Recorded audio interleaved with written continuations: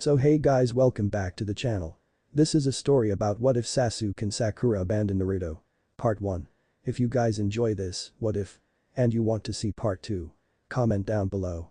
And let me know before I start. Please do support for more awesome content. And leave a like and don't forget to subscribe to my channel. And also share this video with your friends. And check out the description.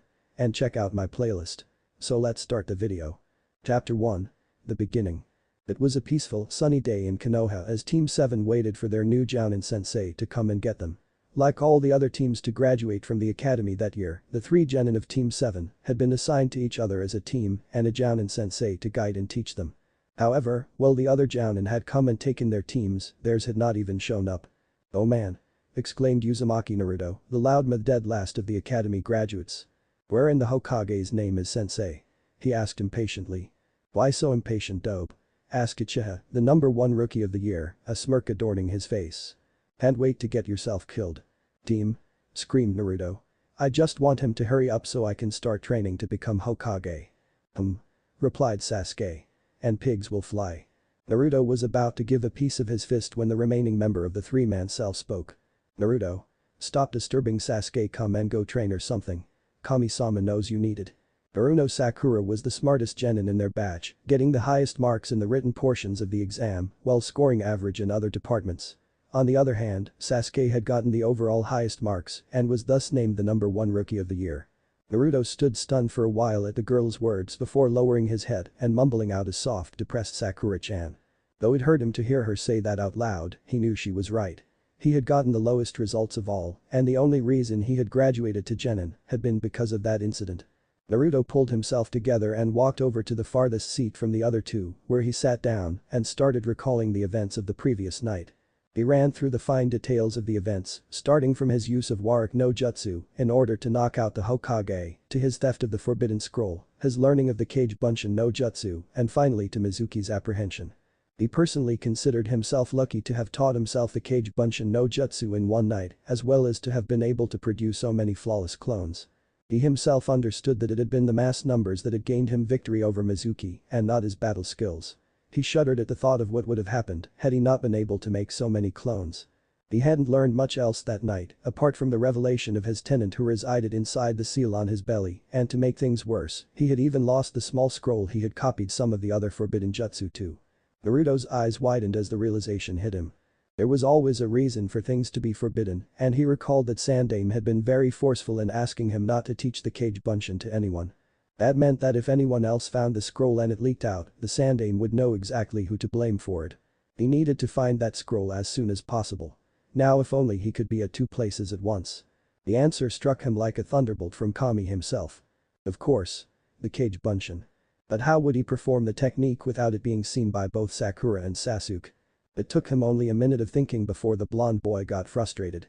After all, he wasn't known for his logical skills. He walked over to the window hoping some fresh air would help. He leaned over the windowsill and looked over towards the forest where he had hidden the scroll. If only he could find a way to create the clones. Naruto sighed and stood up only to bang his head on the raised window and fall all the way to the ground. Both his teammates saw him fall and they shook their heads in disbelief. Meanwhile, somewhere in midair, a blonde genin smiled to himself as he covered himself in the smoke of his new.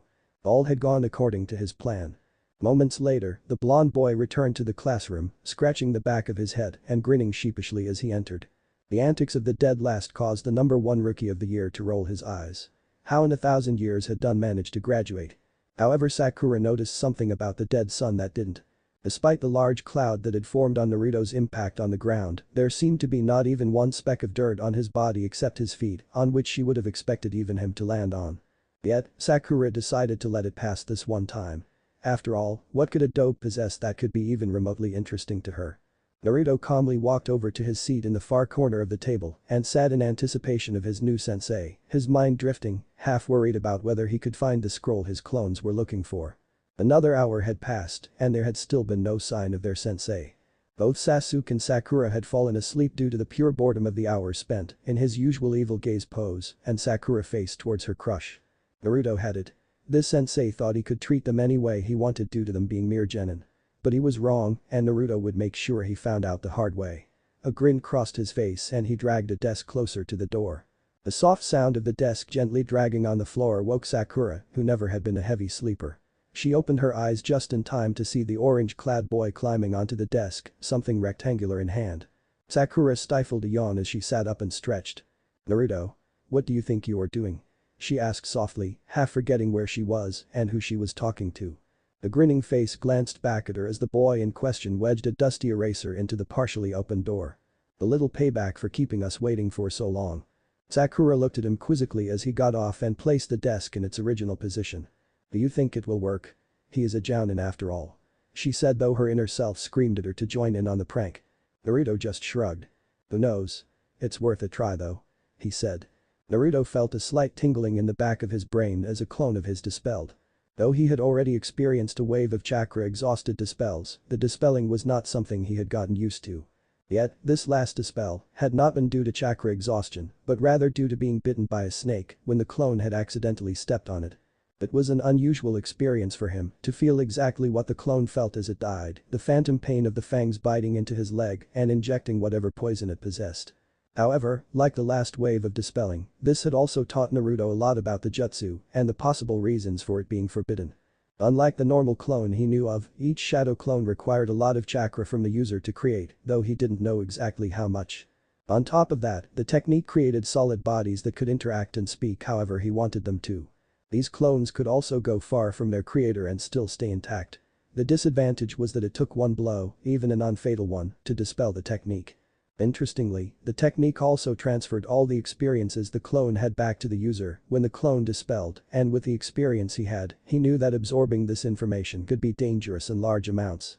However, the possibilities of usage for this technique would be endless.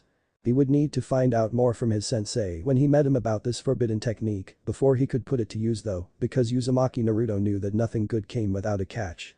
Speak of the devil, he thought as the sound of footsteps reached his ears through the hallway. Here comes the lazy guy right now. The footsteps stopped at the door and their first glimpse of their sensei was his hand coming through the slightly ajar door. Both Naruto's and Sakura's eyes darted to the duster wedged, both of them silently wishing for their sensei to fall for the little trick. The face appeared from the other side as a silver-haired man poked his head through the door before opening it further. Everything moved in slow motion, the duster taking all the time in the world to fall straight on the Jounin's head, the dust of the chalk blowing up in a small cloud at the moment of impact. Naruto immediately burst out into laughter, leaving an agape Sakura and a still sleeping Sasuke, who stirred at the amount of noise Naruto was making. Inner Sakura immediately jumped up with a shout of victory at the success of the small prank, while Sakura herself was wondering if this was the skill of a Jounin. The masked face raised a quizzical eyebrow at the rolling ball of orange on the floor, and Sakura struggled to speak, afraid that their sensei would be angry at them for playing such a trick. GG Gomen sensei. It was all his idea. Sakura was cut off short by a waving hand. "My first impression of you is that I do not like you." The words caused Sakura's head to hang, knowing that all chances at a good first impression had been blown by her mischievous teammate. "However, I will still give you a chance at becoming a ninja. If you are interested, meet me up on the roof in 5 minutes." Without a further word, he was gone, leaving the three genin to themselves. Sakura immediately turned around to wake up, allowing Naruto to walk out of the room unnoticed. The only thing on his mind right now was retrieving the scroll one of his clones had found just before it dispelled. If it were possible for someone to see rage, the whole of Konoha would see it rolling off the academy's rooftops in waves. Needless to say, Sakura was very pissed. It had been bad enough that she had had to wake up to come to the roof, ending in him giving her a cold stare as he stormed off, but Naruto had seemingly disappeared on his way up. The Jounin seemed the least bothered with the fact that one of the three were missing, busying himself with a book that was labeled Icha Icha.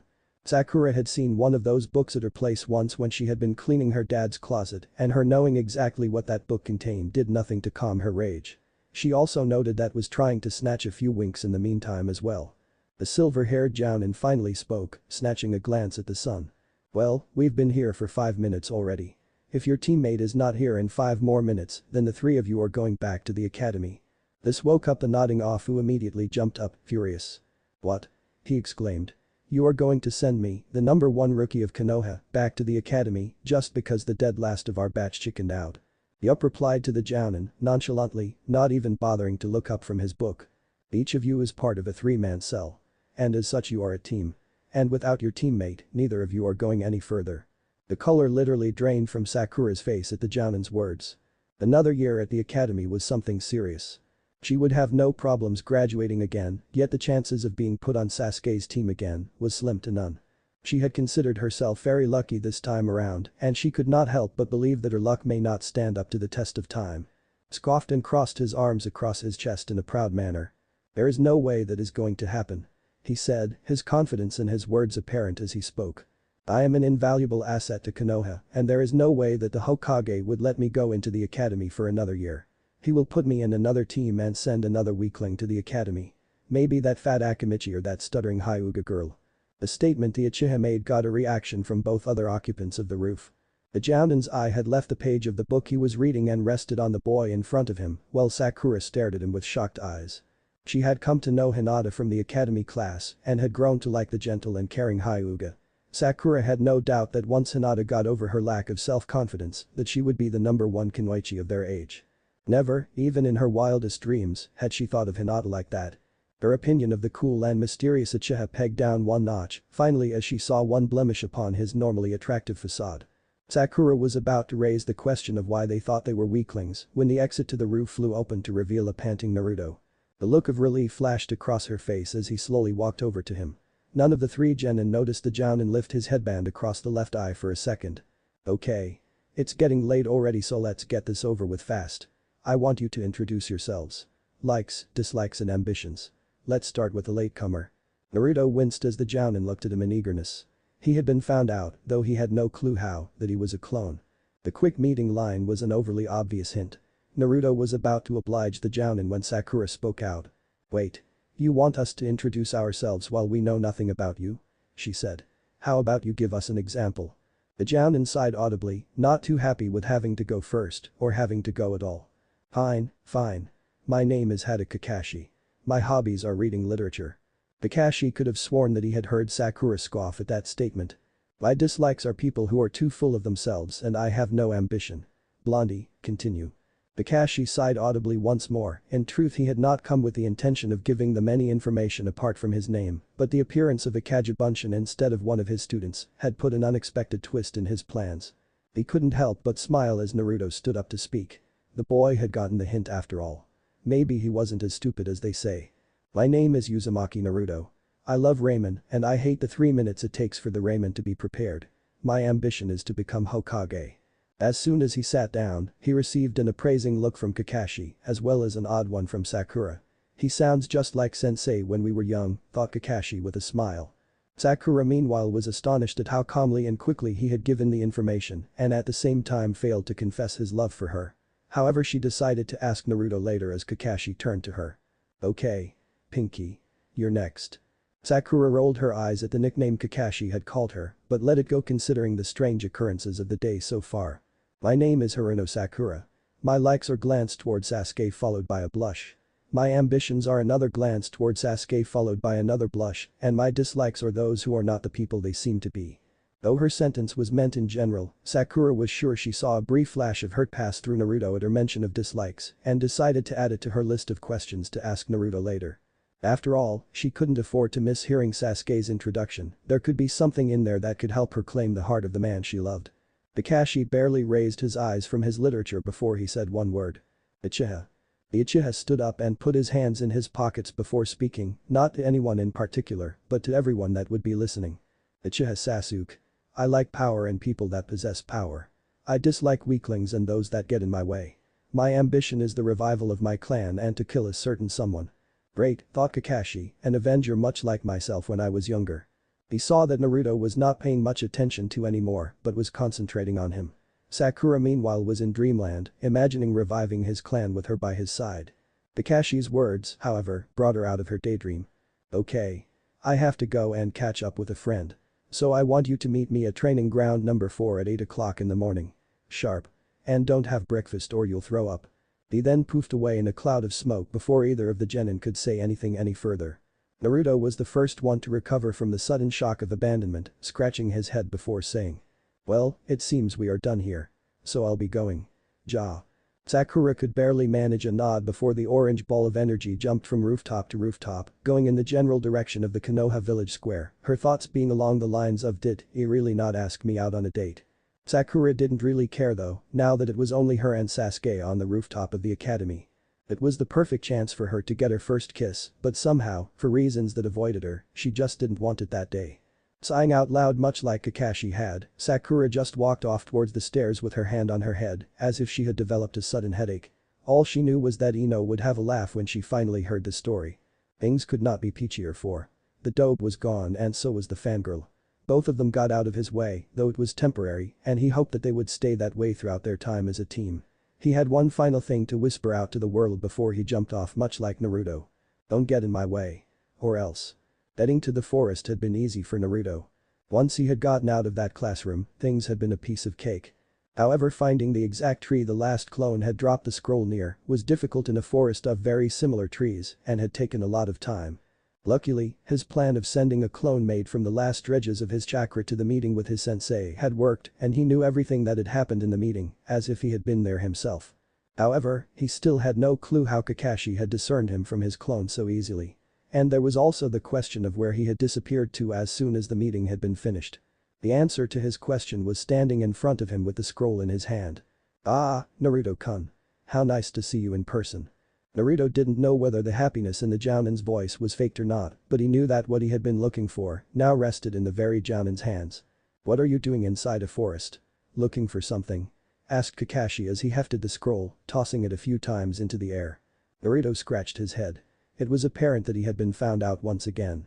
This Jounin is something else, thought Naruto, realizing that Kakashi had tracked his chakra signature from all the way inside the village to this very spot. "I know this scroll is Naruto-kun," said Kakashi, looking down at the blonde boy, his tone serious, yet surprisingly gentle. "I hope you do what's right with this," finished the Jounin as he handed the scroll back to Naruto. The blonde looked at Kakashi for a second, not sure if he was joking. The Jounin was handing him the scroll, fully knowing what it contained and was still trusting him. Kakashi spoke as soon as Naruto had taken the scroll, the blonde still obviously confused as to why he had gotten the scroll back. "Since you are here, and who I met was a Kagebunshin, I am assuming that you already know of the information gathering ability of the technique." The boy nodded, allowing Kakashi to continue. "What is interesting is that everything the Kagebunshin learns is also learned by the user once the clone is dispelled. However, large amounts of information can overload one's brain and put them in a state of coma or outright kill them." Naruto looked at the Jounin, not sure where the silver-haired man was taking this lecture. "My point is, you have a lot to catch up on, knowledge-wise and training-wise. Maybe it is best to use the Kagebunshin to catch up." The light bulb lit up as if it had gotten that surge of electricity that it had needed really badly. It made sense really, now that he thought about it. It would save him more time than relearning everything on his own. But remember, it only applies to your knowledge and familiarity with. Your physical abilities will not be transferred. So you will have to work on them by yourself. So that was the catch of this particular. Mentally shrugging to himself, Naruto decided that what he got in return for the catch was better than most and that he would still make the best use of it. Seeing the thoughts flit through Naruto's mind, Kakashi smiled before adding in his own sensei touch to the whole meeting. "I suggest you start with chakra training. You do need to learn not to waste so much chakra creating a clone." Naruto's eyes widened. So that's how Kakashi had figured out that it was a clone. The release of chakra combined with the small amount left in the clone would be abnormal for someone who had created hundreds a few nights ago. Kakashi smiled at the boy. "Remember our meeting tomorrow and don't tire yourself out," he said before disappearing in a cloud of smoke after giving him the trademark Kakashi goodbye wave. Naruto stood still for a moment before starting off towards the Hokage Tower. He needed to give the old man the scroll, and besides, he had no idea where else to get help on chakra control. On the other side of town, Sakura was having one of her worst days. The first thing she had done once the meeting had ended had been to visit her childhood best friend to tell her about the events of the day. It was Ino's reaction that Sakura had not liked. Ino had been flabbergasted. She had not known what to think when Sakura told her the story. The look that Sakura had given her when she had told her the story meant that it was something more than an odd occurrence for her friend, and being a fellow Uchiha fangirl, Ino had decided to try and lighten up the mood. Maybe you should give up on Sasuke-kun, Sakura. After all, that was probably your only chance to get ahead of me." The joke had not really been a joke for Sakura, and the rest of the time between them had been spent in awkward silence before Sakura had gone home. All of this, starting from the time they waited for their sensei, had basically ruined her day, and Sakura had gone to bed without having dinner. The thoughts had kept running riot inside her head and had made her not want to do anything. Even now, they were preventing her from falling asleep and she needed her beauty sleep if she wanted to remain beautiful. There was a slight knock on her door and Sakura glanced to see her mother poke her head through the door. "Are you okay, sweetheart? You haven't had your dinner tonight?" asked the pink-haired woman. "No, Mom. I don't really feel like eating tonight," said Sakura as she turned away once again. "Are you on another diet again?" asked Haruno Sayaki, hoping to lighten the mood but decided to probe again once she got no response from her daughter. "Want to talk about it, darling? Maybe it will help." Sakura thought about it for a second. She had gone to Ino hoping for some advice on it and had gotten none, even though Ino was considered an expert at giving advice to girls her age. Might as well try this, she thought. It couldn't become any worse. Sakura told her mother everything that had happened, going into detail and voicing her questions where she was confused and needed answers. There was a momentary silence after Sakura had finished speaking before her mother spoke. "Naruto is the boy in orange, right?" Sakura nodded and saw her mother's eyes fall in sadness. "From what I know of him, he has suffered a very hard past, Sakura-chan. That reason that he is so loud and obnoxious is to cover his suffering up. It is the only way that he can gain some attention. I feel that the boy you saw today is a glimpse of who Naruto truly is beneath the act." The tears glistening in Sayaki's eyes made Sakura wonder what would cause her mother to cry. Surely his past is not harder than Sasuke-kun. Naruto never had to see his family die. Sayaki looked at Sakura. True. Naruto never had to see them die. There was a slight pause before Sayaki continued. Both of them have very different pasts, Sakura. Sayaki only shortened her daughter's name when she was sad. That was the only time she shortened anyone's name. One who has had love, has lost it, and does not want it again, and another who has never had love and wants it, but I do not think he will ever get the love that he deserves. Sakura frowned at the statement her mother had made. "Don't worry, Mom. I will make sure Sasuke-kun gets the love that he deserves," she said, smiling. Sayaki sighed inwardly and stood up, giving Sakura a warm smile. "I'm sure you will get whatever you set your mind to, sweetheart. But at all times, keep an open mind and an open heart. Then you will understand what I am talking about. For now, go to sleep. You have to meet your team tomorrow and you will need to get as strong as you can for when he will need you." Sayaki bent over and gave her a kiss before walking out the room, the tears finally falling from her eyes. There was a boy, a very needy boy, in front of her that needed love, and again there was nothing she could do. If only you knew his burden, Sakura-chan, and the sacrifice he has made for the whole village. Then you would love him too. Chapter 2. Survival Training. Sakura's alarm brought her out of her restless sleep at exactly 6 a.m. She silently cursed herself for setting it so early, but it was the beginning of her ninja career and she wanted to look her best for it. She lazily got up and went to the bathroom. She spent half an hour in the shower and another full hour doing her hair before she went downstairs to say bye to her mom. However, it was Sayaki who saw Sakura first. "Hey. I made breakfast for you," said Sayaki as she showed a plate full of scrambled eggs and toast to her daughter. "Mom, Kakashi-sensei said not to have breakfast before our meeting," said Sakura as she looked at the plate in front of her. Though Kakashi had told them not to have breakfast, the sight of her favorite made her want to have some. "Oh," said Sayaki, her voice filled with fake sadness at her daughter's rejection of her cooking. "Not even a little? I'm sure your sensei will not mind." Sakura shrugged. "Guess it wouldn't hurt to have just a little of that," she thought as she sat down at the table. A couple of toasts later, Sakura decided she had had enough and that she should leave to the training ground before she became late. To be honest, Sakura had not known where training ground 4 would be until she had seen a signpost that had pointed her in that direction. And when she arrived, she was surprised to see already there leaning against a tree, his arms folded across his chest as usual. He spoke once she got a little closer. "You're late." Sakura faltered a little as she approached her crush. She had never expected such a cold statement to come from him. Besides, she was the second to arrive, Kakashi and Naruto hadn't even shown up yet. There was no way the meeting was commencing without either of them. All she could do was mumble a swift sorry as she sat near a tree on the opposite side of the field. All she had wanted to do was to strike up a decent conversation with him and he had shot that plan to pieces seemingly effortlessly. However, it also gave her time to think about what her mother had said the previous night. Sakura knew of the Uchiha massacre a few years back. The whole village knew of it. She knew that every single member of his clan had been killed by Sasuke's elder brother Itachi. Everyone except Sasuke himself. He had a family. He had had love. And that was why he would want to try it. Yet, her own justification did not sit well with her. He had half of the total number of single girls in Konoha running after him. He could choose any of them and they would willingly give him everything he needed or wanted. Half of the village's adults felt sorry for him and would also do almost anything to help him. He could have all that love if he had wanted it. If, Sakura realized. But he didn't want it. Why? What could he be so focused on that he would ignore the people begging to love him? He had said that one of his goals was to kill a certain man. Who? Itachi. If it was indeed Itachi, Sasuke would need to be really strong. Was that why he needed power? Was he so focused on gaining that power to avenge his family that he didn't want anything else than that power? There were so many questions she wanted to ask, so many answers that she needed in order to figure out the riddle that her mother had implanted in her mind last night. It was during this train of thought that the orange figure of Naruto caught her eye as he ran into the field. Naruto looked as if he had had a panic attack, looking everywhere fervently. Is training over? Am I too late? He asked, giving her a worried look. No. Sensei hasn't arrived yet. We're waiting for him, replied the girl. She saw Naruto relax visibly and crumple next to a tree a decent distance away from her. He seemed exhausted to her, like he had not had a proper night of sleep. Are you okay? You look exhausted, said Sakura to the blonde boy, causing Naruto to look up. He looked at her curiously for a second and spoke when Sakura raised an eyebrow.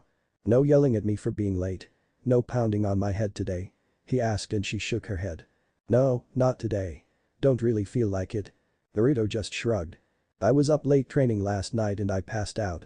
Woke up a few minutes ago and ran here, he said as he leant back into the tree, massaging his sore legs and arms. Naruto, exclaimed Sakura as she sat upright, the realization of what had happened causing the concern she felt to skyrocket. That's chakra exhaustion. It's dangerous, you should go see a doctor. I'm fine Sakura-chan, he said. No, it's not okay. You might have damaged your chakra coils. You have to go see one Naruto, she yelled. Adobe stays, said a deeper voice as Sakura turned to see looking at them. I don't want to get sent back to the academy because of him being absent.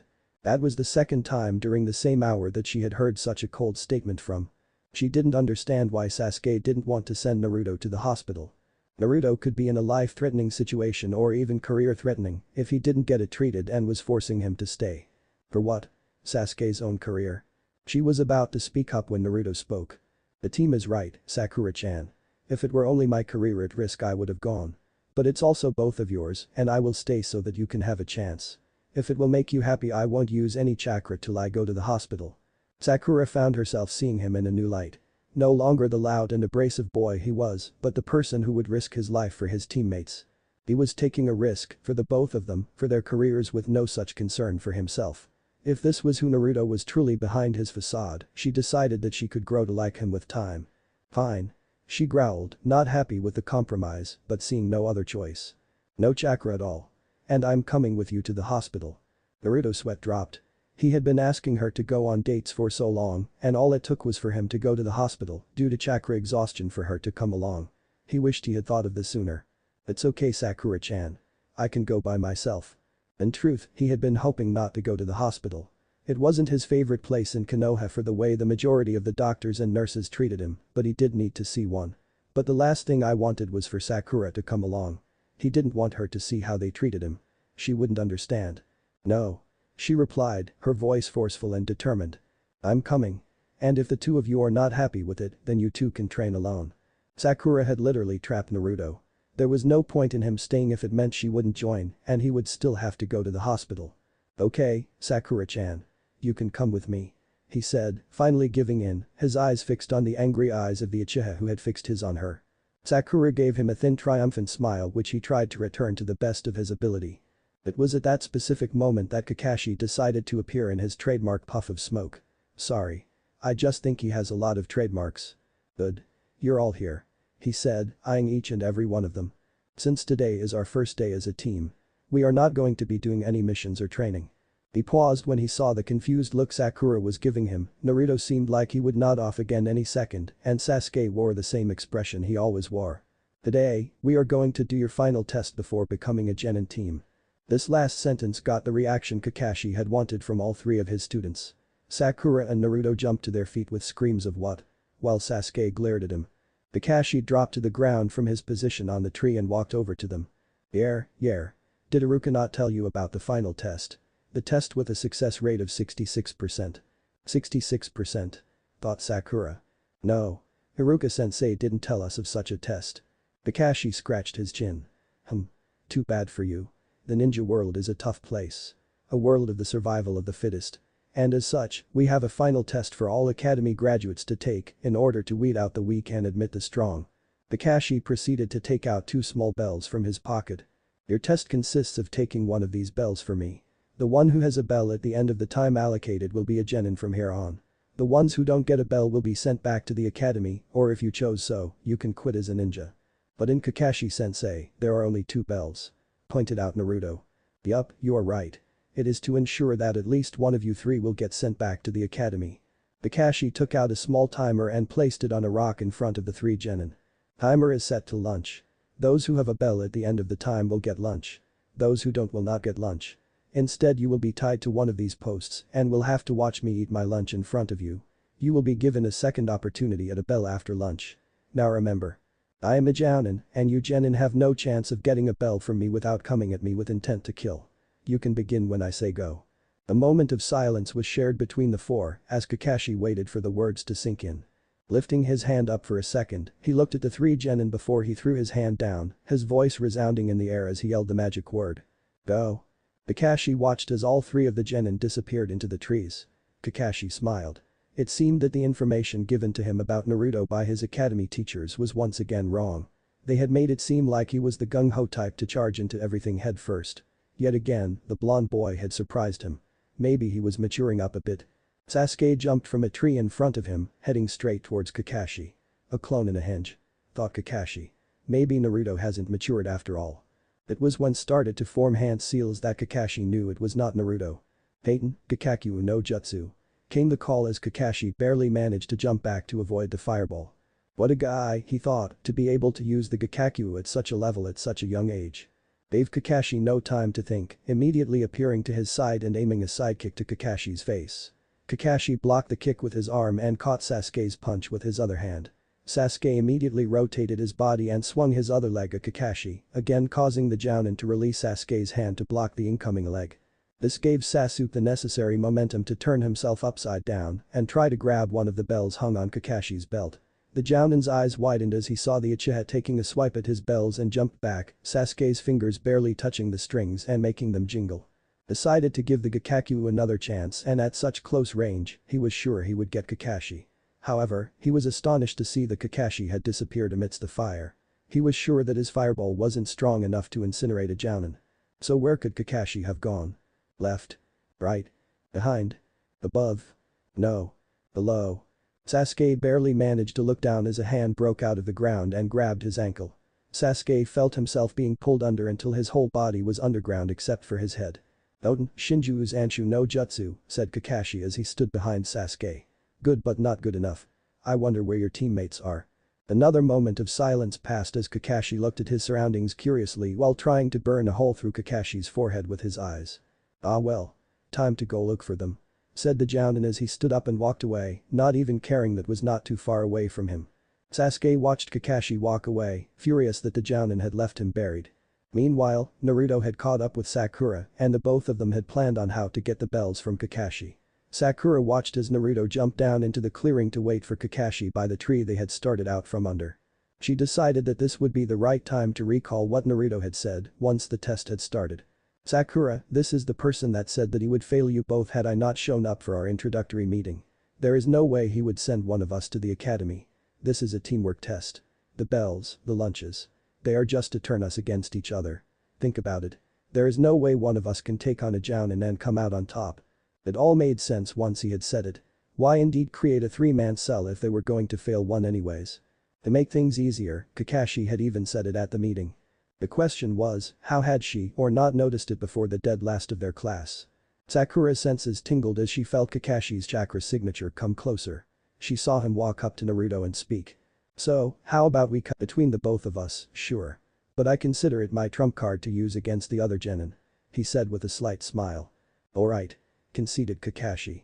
But remember that this particular trump card will only work a total of once. Naruto nodded as he dashed at Kakashi, his arm cocked back for a lethal punch. Going full frontal, eh? I wonder what you have planned, Naruto, thought Kakashi as he met Naruto's wild charge head-on. The jounin jumped up at the last second, causing Naruto to stumble at the sudden movement of his intended target. However, the blonde boy recovered quickly, ducking into a forward roll, using both his hands to propel him towards a mid-air Kakashi, lashing a few kicks out as he neared Kakashi. The mid-air jounin turned slightly in the air, causing Naruto to barely miss landing a hit on him. Naruto had just landed when Kakashi appeared at his side, aiming a mid-height kick towards the blonde boy's head, hoping Naruto would jump back to avoid it and fall straight into the trap that Kakashi had set up. However, it surprised Kakashi when Naruto ducked under his leg and swung a powerful uppercut aimed at his groin. Left with no move to make, Kakashi used the Kawarimi no jutsu to transport him to safety and caused Naruto's fist to hit a log. Naruto heard the sound of clapping and turned around to see Kakashi applauding him. "I'm impressed by Naruto-kun. You almost had me there," said Kakashi. Naruto shook his head. "No. I wouldn't have managed to push you this far had you been going all out on me." Kakashi nodded. "Want to try again?" he asked, pushing his hand into his pocket as he walked closer. Naruto wobbled on his feet as he sat on the ground and waved his hand. "No. I'm out. My visions are already fuzzy, I'm not sure I can even try to keep up with you anymore." Kakashi watched as the orange-clad boy leaned back against the tree and closed his eyes. Naruto had drastically improved overnight and Kakashi decided that this deserved him a little rest and one of the lunches that he had brought along with him. It was the least to say that Kakashi was happy with Naruto's effort. Kakashi was walking over to Naruto when a sudden shadow fell over him. He managed to turn in time to see Sasuke complete the final hand seal for the Gakakyu and take in a deep breath. Kakashi barely had time to Kawarimi away before the fireball consumed the entire area around where he was standing. Kakashi paled the moment he had reappeared behind Sasuke. In his momentary panic, he had forgotten about Naruto and it may have very well cost the boy his life. This had been the only team thus far to show such promise and it had been ruined already. Kakashi moved to knock out and found that his hand had gone through the uchiha. The scenery changed to show a battered and tired Naruto still leaning against the tree while the uchiha had disappeared. A slight jingle of bells from behind him caused him to turn around. His first reaction upon seeing Sakura happily jingling 2 bells was to grab at his belt to see if they were really missing. "Ninjutsu?" he whispered as it dawned on him. "Since when?" Sakura smiled. "Since you replaced yourself with a log to avoid Naruto's blow." It made sense. He had made sure to spread logs throughout the training ground, yet this particular one he had replaced with had seemed too close to the area the fighting had taken place in. "So I take this as you're doing, Sakura-chan?" he said, obviously pleased. "Yup." Sakura replied, nodding happily. "Jinjutsu is mine, but the plan was entirely his," she said pointing at the boy leaning against the tree. "Sasuke?" inquired Kakashi. Sakura looked downward rather dejectedly before speaking. "He said something about the both of us getting in his way and slowing him down. He thought he would be better off working alone." Kakashi thought about it. If indeed Sasuke had cooperated with his teammates, this exercise would have been over much sooner than now. So it appeared that there was still one of the 3 that had not learned the lesson. He would have to report Sasuke's behavior to the Sandaime.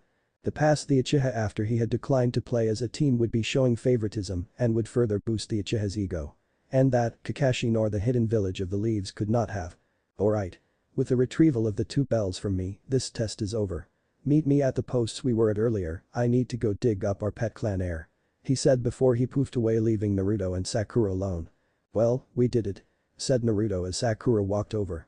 "Yeah," she replied. "We wouldn't have if it had not been for you. Arigato, Naruto," she said and for the first time she saw a genuine smile from the boy. "It was nothing Sakura-chan," he said as he took her hand and groggily got to his feet. "I don't know," said Sakura as they walked off towards the clearing. "Somehow I don't feel sad Sasuke-kun didn't cooperate with us. I mean we did offer to help." Naruto could only nod at her statement. He was too exhausted to even think of making a witty comment about the Uchiha. Naruto stumbled as they neared the posts and fell into Sakura, causing both of them to topple to the ground. Naruto immediately tried to get up and off of the pink-haired girl and fell to his side again. Sakura knew that Naruto had used up the last of his energy walking this far and that he could no longer walk any further. She bent down and hoisted his arm around her shoulder before glancing at Naruto and smiling. "You know. Someone could claim that this was all an act you were faking so that you would get me to carry you to the posts." Naruto looked at Sakura with a face of fake mild panic. "Shhhh Sakura-chan. We don't want the whole world to know about my plan," he said. Sakura giggled at his antics and wondered how he managed to make light of every small situation that she would have felt depressed about. She knew she probably would have laughed had his voice not been shaky from so much exhaustion. They had barely reached the posts before Naruto slipped again causing him to hit his head on the wooden post and fall unconscious. Sakura knew that Naruto had slipped deliberately, trying to relieve her of his load sooner than she would have liked to. The knockout, however, she believed had been part of his clumsiness with himself. Sakura pulled Naruto's head onto her lap and slowly untied his forehead protector. There was blood coming out of a possible cut on his forehead and she wanted to at least stem the blood flow. However, she had been astonished as the cut healed by itself and vanished, leaving only a blood stain to show that there was even a cut there.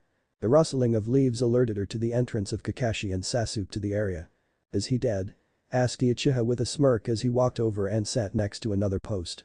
Sakura glared at Sasuke, something that she had never imagined her being able to do towards him. "No," she hissed, not wanting to say anything to the egotistical Uchiha. "Alright, that's enough," said Kakashi as he stepped in between the two genin. "Sasuke, against the post," said the jounin as he laid a hand on the Uchiha's shoulder. "Why me?" he yelled. "Why not one of them losers?" "Well, Sasuke-kun, Sakura managed to get one bell from me with Naruto's help. So she gets to eat. Naruto, well, you see he's pretty much out of it, so I can't tie him up or deny him the food," said Kakashi as he tied Sasuke's arms around the post behind him.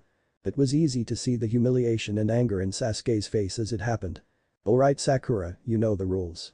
No feeding Sasuke till I come back from the Hokage.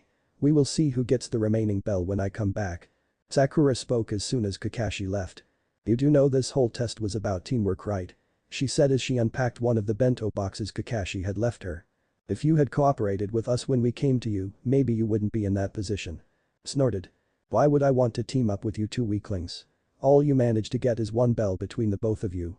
And look how he ended up." Sakura felt the anger rise up within her. True, Naruto had been worn out by the fight, yet he had fought already exhausted of his chakra, and to pull it off, they had gotten both bells.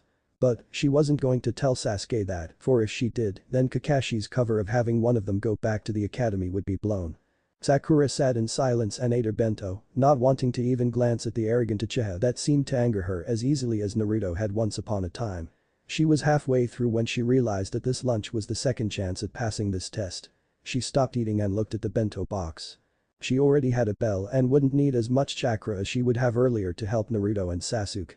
Yet, Sasuke would need the energy and chakra for what Kakashi has in store for them after the break. Besides, she had had a slight breakfast before she came and the other two hadn't.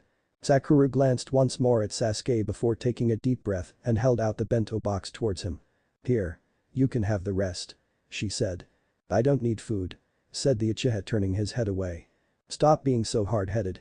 You will need the energy for the next test," she said as she stood up and walked closer to feed him. Sasuke had had enough. They thought they could mock him for his failure. He would show them what a failure they were. As soon as Sakura was close enough, he lashed out with his foot and kicked the bento box away, spilling its remains. Sakura was irate. "Why did you do that? That was good food," she yelled. "I am an Uchiha. The last remaining member of one of the most powerful clans in Konoha. We do not eat the leftovers from a commoner." "The commoner? So that's what I thought of her? Fine," she yelled back. "Then this commoner is no longer going to do anything for you." Before she stormed off towards the farthest post from and to Naruto. There was a slight stirring from Naruto, and Sakura's attention turned from the Uchiha to the blonde boy. He opened his eyes to see Sakura looking at him with worry and Sasuke tied to a pole. Naruto managed to groan and sit up properly before he spoke. "Is this a dream?" he said and heard Sakura giggling for the second time in the day. "No, it's not," she replied as she handed him the remaining bento box. He looked at her with a mischievous smile. "I guess it's too much to ask if you would feed me." The pink-haired girl smiled. "Sorry. You are on your own on this one," she said. Naruto laughed, and she realized that his genuine laugh was much different than his fake one. It seemed more joyous than his previous ones. Okay. I'll eat by myself then. Itadakimasu," he said before digging into the rice with gusto. It wasn't until he had swallowed the first bit of rice that he noticed that Sakura's bento box had been split. "Aren't you eating, Sakura-chan?" he asked. "I've already eaten, Naruto. I had half before the oh-so-mighty Uchiha kicked it away for offering it to him," she said with a slight growl.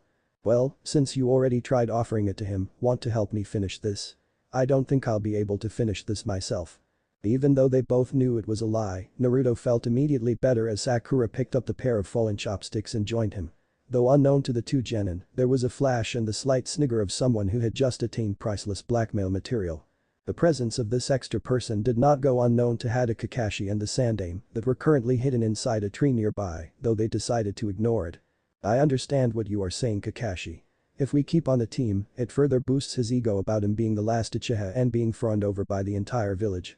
And not to mention the consequences it might have on his teammates and mission, should he decide to go solo. I understand that you want to fail them," said the Hokage. On the contrary, Hokage-sama. I feel the other two would do very well on a team, any team for that matter. They both have the maturity and sense to adapt to each other's styles, and I feel they could be very influential if passed. The Sandaime chuckled. You know, this is very weird coming from a jounin who has never passed a single team before due to their failure to work as a team. He said, causing Kakashi to scratch the back of his head sheepishly. Then there is the problem of their third member. I am sure you are aware that there are no more graduates from the academy. The silver-haired jounin thought for just a minute before responding. I was more thinking of Konoha's first two-man cell. Sandaime's eyes widened. Though they thought Kakashi-kun was very interesting, there is still the matter of the risks that they will be facing in the outside world. Not to mention their promotions. The Chunin exam is a three-man cell-based exam. I understand, Hokage-sama. That means I simply will have to prepare them so well that they can take on all odds for the next Chunin exam. Which I believe is being held here. I'm sure you can do something to prevent them from eliminating teams with lesser numbers. Sarutobi sighed. It was obvious that Kakashi had him trapped. Fine. I'll allow it. But it better not come and stab me in the back, Kakashi. Said the Sandaime, to which the jounin nodded. Alright. Send it to me when you are done. I'll go inform the council about your decision. Though I'm pretty sure that they will try to make a team for him. Kakashi nodded, and Sunshine, I am not so sure if this is the correct way to use past tense on Shunshin. Back to his team. Naruto and Sakura had just finished their meal when Kakashi suddenly appeared behind Sasuke and untied him from the post. The Uchiha smirked and rubbed his sore arms. The Sandaime yells at you? He asked, the confidence in his voice evident. Kakashi just closed his eyes and sighed. No. There is no way you can walk back to the academy while tied to a rooted post, is there? The statement mixed with the resulting furious expression from the Uchiha caused the other two onlooking genin to burst into laughter, causing them to be infuriated even further. You can't do this to me. I am an Uchiha. One of the village's ninja elite. You need me. Kakashi nodded. True, very true. You are from one of the village's elite clans. This caused me to smile. They did need his skills and Sharingan after all. But it doesn't mean we need you. Some of the villagers might consider you living royalty. But I do not want or need a soldier that does not take orders or someone who doesn't play as a team on my squad. Team? What team? Once you give me the strength and the power I need, I'll be better than any stinking team. Yelled the infuriated Uchiha. If a team is nothing. Then explain to me why two genin were able to take both the bells from me, a jounin and a former Anbu captain. Kakashi let the statement hang as Sakura and Naruto hung their jaws in awe at Kakashi. This test was all about teamwork. Each part of it was designed to pit you against your teammate to see if any of you would sacrifice their own interests for the good of the team and their mission. A ninja that does not care about the mission is trash. But a ninja who does not care about the village or his team is lower than trash. Remember that. There was a momentary silence as Sasuke recovered from Kakashi's verbal offense. He clenched his fists and gritted his teeth as he spoke. The Shinobi Council will hear of this offense. And you will come and beg me to let you teach me. He said before he vanished from sight. Though arrogant, Kakashi could not deny that the kid was a genius. The bento box was also a test, right? Asked Sakura, finally voicing the question. Yes. It was. It was his second chance to make up for what he hadn't seen earlier. If you hadn't offered it to him, I would have had no right to fail him. Naruto thought that it made sense. Anyone could be blamed for being blind once. Yet the one to refuse it a second time knowing what it was would be refusing it for real. So, what happens to us now? He said, speaking of his turn. I thought all genin squads were three-man cells. They are. But the Sandaime has given me permission to train Konoha's very first two-man cell. Said the jounin, smiling. What about the missions, sensei? Asked Sakura. We'll manage. Naruto's Kagebunshin should make up for the missing third person. And for the risks, well, I guess the both of you just have to get stronger faster than everyone else. Now if there are no more questions, you two may go. Sakura immediately shot up from her sitting position, her hand grabbing Naruto's shirt and proceeding to drag him on the ground. Sakura-chan, he moaned.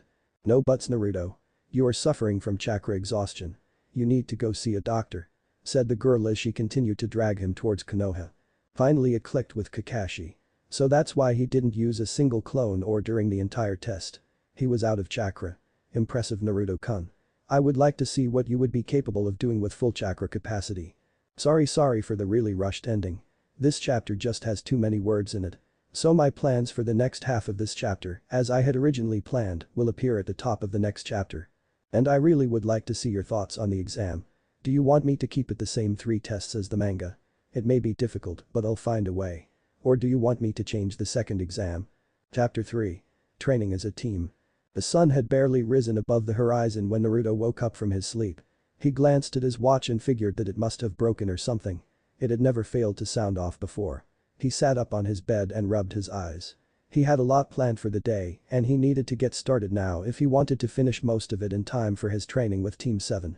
He had been to the Hokage straight after his awkward visit to the hospital, along with Sakura for some tips on jutsu training, and he wanted to get started on it as soon as possible. Naruto groaned as he remembered the hospital trip. Sakura had made him walk through the streets, intent on not letting him use any amount of chakra, and it had been obvious that she had seen the glares and the curses thrown at him. Worse, she had also seen both the doctors and nurses ignore him, claiming that they had much more urgent issues to look at than some minor case of chakra exhaustion. In the end, she had taken him to her mother. One of the only remaining medic nins in the whole of Konoha. However, the time after the hospital visit had allowed him to reflect on the survival exam and note that his taijutsu was below par. Par being Sasuke's taijutsu level. He knew he needed to improve on it, but he also knew that the academy style of taijutsu did not suit him at all. The only option left for him was to create his own taijutsu style. And that was why he had visited the Hokage later that night. And though he didn't get any on developing his own style, he did get some tips on how to improve his speed and strength. The old man, Kami, bless his soul, had also given him a scroll that taught him two types of seals. A weight seal and a storage seal. The effects and how to use them had been written on the scroll along with the instructions. Though it seemed that Naruto needed to improve his calligraphy before he could use either seal.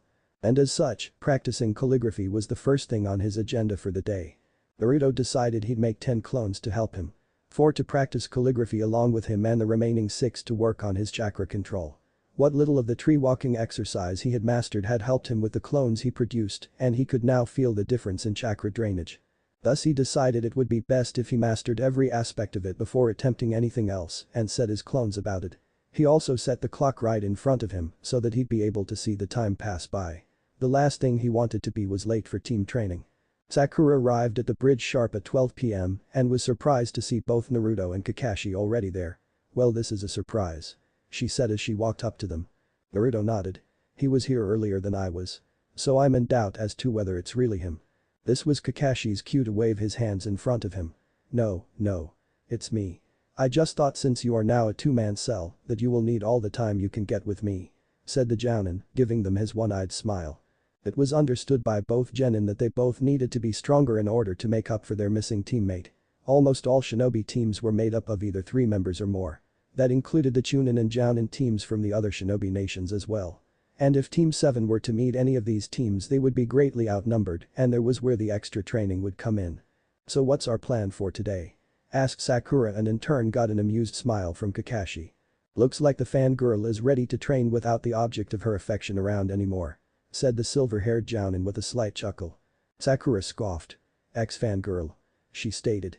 "The crush was pretty much, well, crushed when his attitude fell lower than mine," she said, giving them a smile of her own at the pun. "Besides, I feel it is time for a little change in the way I live my life." Kakashi nodded. Okay, he said. "I was thinking it would be best if we set up a daily schedule for the both of you before we moved on to anything else like missions. It is pretty apparent that you two need training more than the time you two spend with me. How much time can both of you devote to training?" he asked, gesturing to Sakura. "I can devote my whole day. I would like to be home at night so I can spend some time with mom and also some time to myself," she said. Naruto asked Kakashi once she had finished.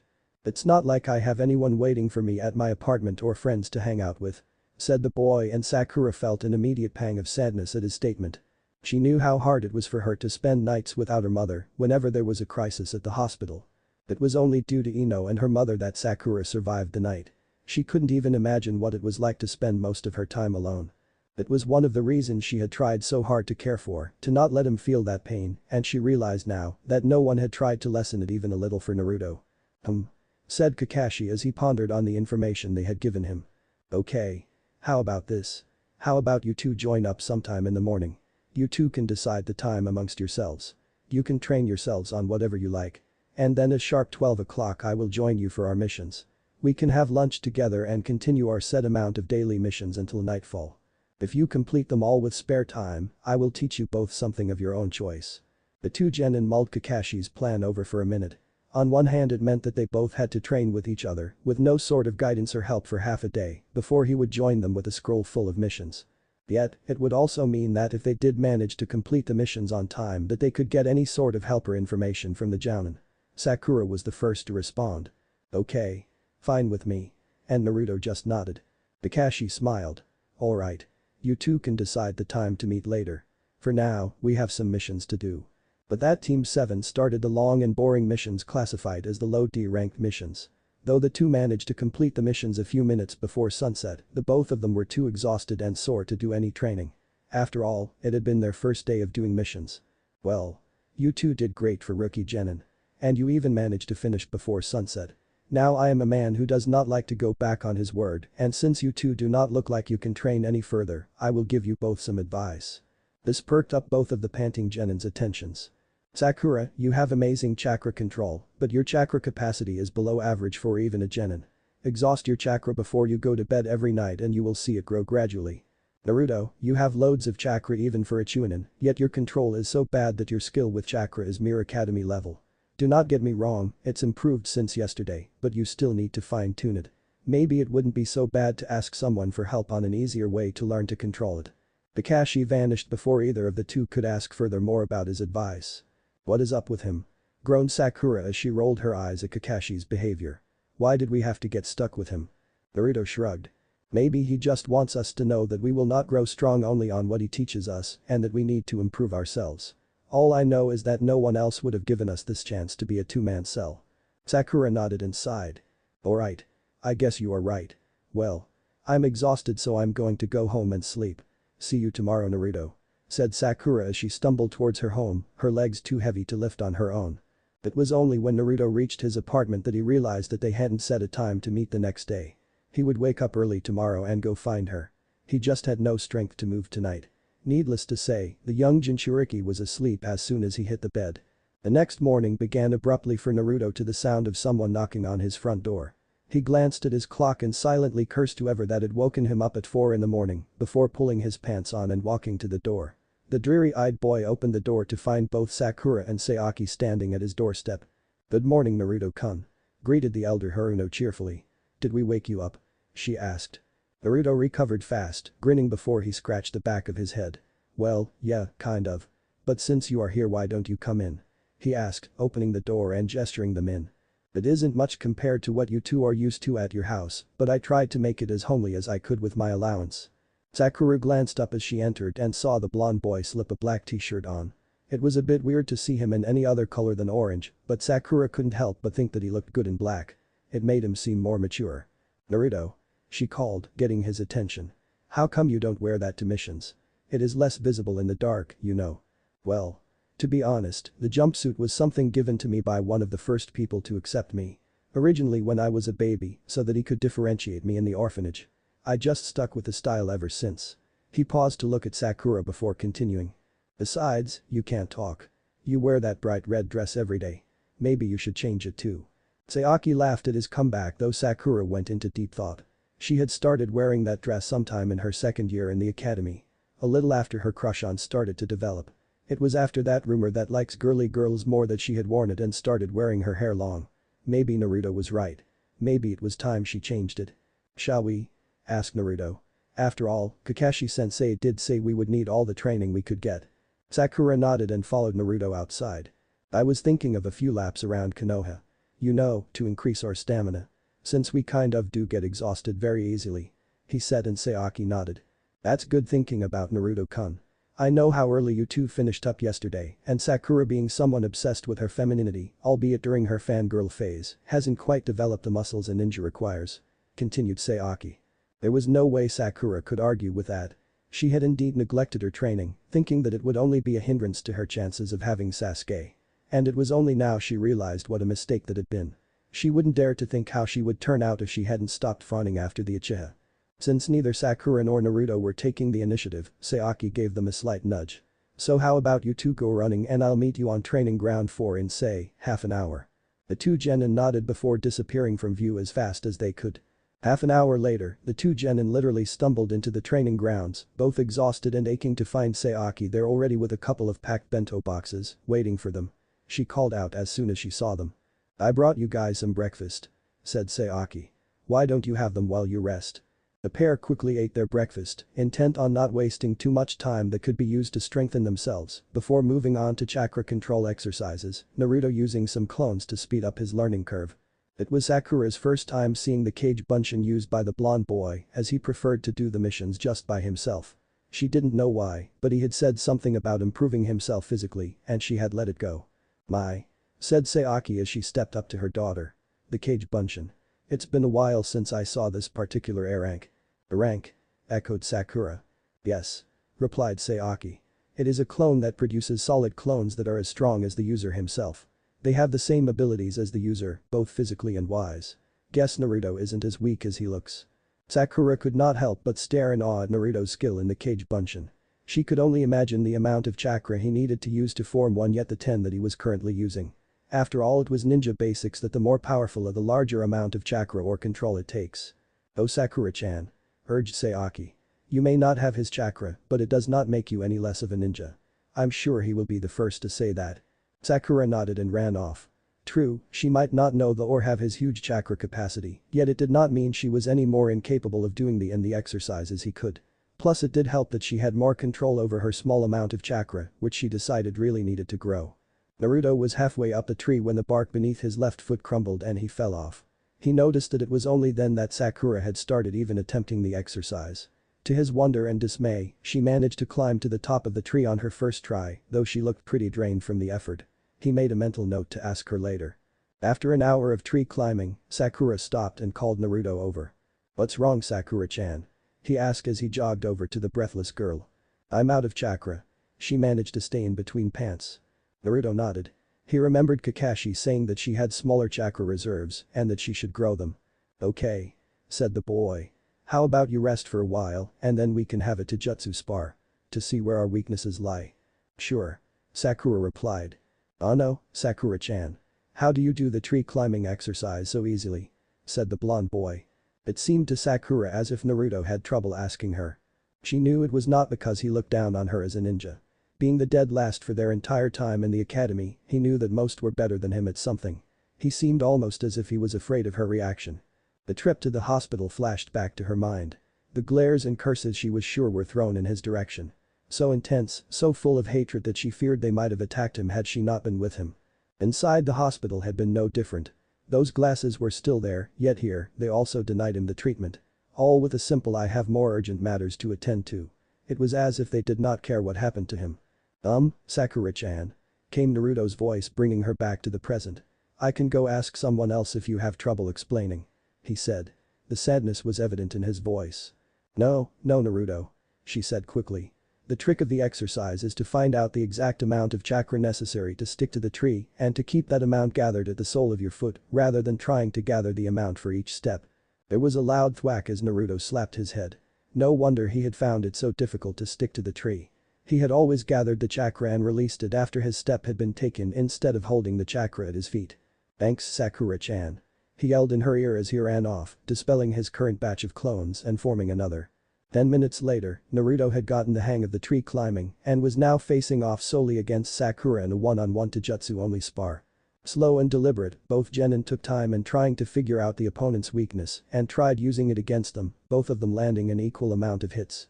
Naruto's fully offensive jutsu had a lot of flaws in it, leaving him open to preemptive attacks and counter-attacks.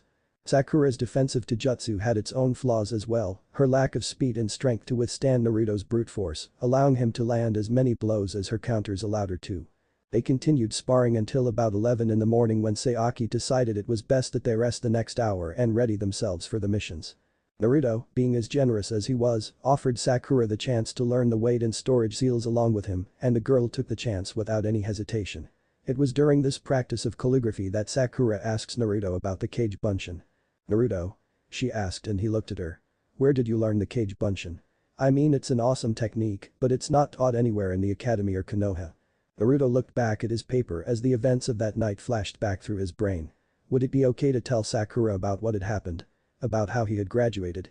Sakura noticed him furrowed his eyebrows as he tried to decide on a path of action and figured that it was a sensitive topic for him. "You don't have to tell me if you don't want to watch Naruto-kun." Naruto looked up at her and smiled. "Thanks, Sakura-chan. It's just hard for me to tell you about it." Sakura smiled. "Do you think I can learn it?" she asked. Naruto thought for a minute before she replied. Of course you can. But I can't teach it to you. It has a lot of risks. For example, the chakra required may be more than you have for more than one clone. And the clones do die rather easily. Sakura nodded. It made sense, even a powerful had to have a weakness. How come you don't use more than 10 clones at a time? You have enough chakra to create more? She asked. Well. Yes, I can create more clones at a time. But each time they dispel, all their experiences and memories are transferred to me. And 10 lives at once make me a little groggy. I'm not sure I can take more than that without getting used to it more. He replied, not even bothering to look up from his writing. Memories? She asked. Yeah. Everything they see, hear and feel is transferred to me. Which means I immediately know what they've seen, felt or heard, and if they died, the pain of their death as well. Also, it means that whatever they practice, I become more familiar with as well. That's why I use them for the exercises. How come you don't use them in missions then? She asked, now very curious. Well. The theory only applies to ninjutsu. Not to jutsu. As only the memories are passed to me. So basically my muscles do not develop just because my clones use them. I'm not really sure about kinjutsu. I will have to ask someone like Kakashi. Yes. A voice came as both Genin looked upwards to see Kakashi perched on the branch. The technique can be applied to as well, if you mean the experience in handling a katana. And yes, Sakura can learn the Kage Bunshin, but she has to promise to use only one clone per day and for training only. Sakura's interest peaked at the mention of her learning the Kage Bunshin. Why only once a day and only for training? Asked Naruto. Well. With her current reserves, it would drain her too much to be effective in battle. Yet in training, it would help her with her chakra control, while the drain will increase the rate of the growth of her chakra reserves. Replied Kakashi. The one clone per day rule only applies until her reserves are large enough for her to be able to make 2 and still stay standing on her feet. You do know that the clones dispel if the user is out of chakra or unconscious, right? Naruto nodded. He had experienced that the first night. His chakra exhaustion had dispelled the clones, the information overload finally knocking him out. Well. If you two are done resting, shall we get on with our missions? Asked Kakashi as he jumped down to the ground. The 2 genin stood up and left after their sensei. The system of training continued for the next 2 weeks, both of them doing laps early in the morning, followed by chakra control exercises, which sometimes went along with sparring, and then doing the missions in the afternoon. Both genin of Team 7 had improved a lot compared to their starting positions, both of them managing to learn the way 10 storage seals, as well as moving on to water walking to the limit where they could now spar on water. Their taijutsu skills had also improved as well as their marksmanship with the ninja tools such as shuriken and kunai. Naruto's chakra control had improved to the point that he wasted very little chakra while performing the Kage Bunshin. Sakura meanwhile had increased her chakra capacity so that now she could form 2 Kage Bunshin and still be effective in battle, though her control had slipped a little. Kakashi had been overjoyed with their progress and as promised had taught them what they had wanted to know. Surprisingly for him, the only thing they had asked him for was taijutsu lessons and tips. He had asked them why and they had responded that it was the only thing that they needed to improve as soon as possible and that it was the only thing that they could not learn from a scroll or a book in the ninja library. Kakashi had gone further to ask why they hadn't asked for ninjutsu or lessons. Sakura had been the one to respond to this particular question, stating that neither of them knew their chakra affinities, thus did not know what type of ninjutsu to ask for. The 2 genin had decided to take their nights off, Naruto spending his time with more seals that the Sandaime had given him on request and Sakura studying the human body. Sakura had always wanted to be a doctor and had decided that she would become a medic nin like her mother. And it would also mean that she would have a career to fall back on if she encountered a career-ending injury. Exactly 2 weeks after their training had started, both Naruto and Sakura stood near the bridge waiting for Kakashi. "He's late," said Sakura. "It's not like him to be late for our meetings." Indeed, Kakashi had stopped his habit of being late, at least to things where his 2-man cell was concerned. "I bet it's the old man," he said as he finished drawing a seal on the palm of a black glove that he had bought from a store earlier that morning. Now that his control was better, he could manage a small shop that disguised him and allowed him to buy things from shops and stores he wasn't allowed into earlier. "I don't really see anyone else being able to detain him for so long." True. Over the past 2 weeks, the 2 genin had gotten to know their sensei a bit more. Enough that Kakashi had told them about his past with Obito and Rin and the Yondaime, as well as his time as an Anbu captain, though he hadn't told them everything. They didn't expect him to either. "Alright. It's done," he exclaimed as he put the glove on. Sakura looked at him questioningly and Naruto held out his palm at her. "See that?" he said as she pointed to the palm of the glove and the seal he had painted there. "That's a special storage seal for kunai," he said grinning. I have another special seal for shuriken on the palm of this hand. So now, I don't have to reach anywhere to get a weapon. It finally made sense why he was so fervent about being a better shuriken thrower with his left arm than his right. He was practicing so that he could always hit his target by surprise. "Naruto," said Sakura. "What if the kunai comes out with the pointed end towards you?" she asked. It wasn't really a problem with the shuriken as each side of the star was sharp enough, but the kunai was like a knife, a blade on one end and a handle on the other. Naruto stuck his hand closer to her face. "See the diagram of a kunai?" Sakura looked closely at the seal and noticed a diagram of a kunai in the middle, its point facing towards the left, away from the body when drawn. "MMHMM," she responded. "Well, that's the direction it will unseal in, no matter how I seal it in," he said with a confident grin, proud of his own creation. Sakura was impressed. Naruto had thought about it all before he had gone and drawn the seal on the glove. Not what she would have expected from the dope a few weeks ago. She would have to ask him to make some for her later on. Even though she knew how to create a storage seal, she still had no clue how to draw these special ones. It was just too complicated for her. The weight seal and storage seal had been simple, as it didn't require much knowledge of sealing to be able to learn them and use them. The weight seal only needed to be drawn for it to be active. The user has to push chakra into it to make it heavier and withdraw chakra to make it lighter. Likewise, the storage seal only needed for the user to push the item with a little bit of chakra to seal it and a little bit of chakra to unseal it. The only reason she had had to learn both of these were because the seals would only allow the creator to use it. The reasons for it being created that way were understandable. The puff of smoke interrupted Sakura's thoughts as Kakashi appeared looking rather rushed. "We have a slight change of plans today," said the Jounin. "Sandaime has assigned an urgent mission of high priority to us.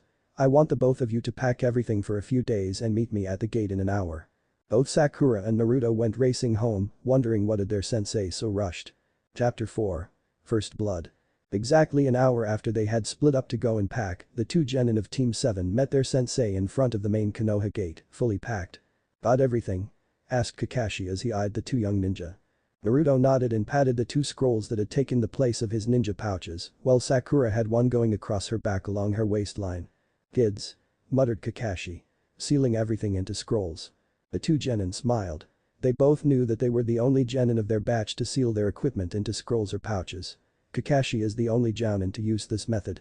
Both Naruto and Sakura knew the Yondaime was Konoha's second seal master, and Kakashi being his prized pupil, was expected to know some sealing techniques himself.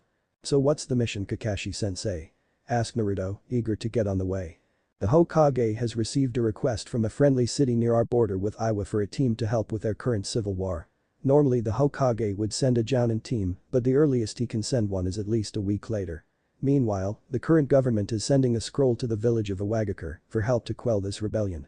And we cannot let that scroll reach the border and into the land of Earth. The Hokage wants us to intercept this messenger and make sure it does not cross the border," said Kakashi. "But won't this mission be risky, sensei? Surely Iwagakure will send their ninja to retrieve this scroll," said Sakura.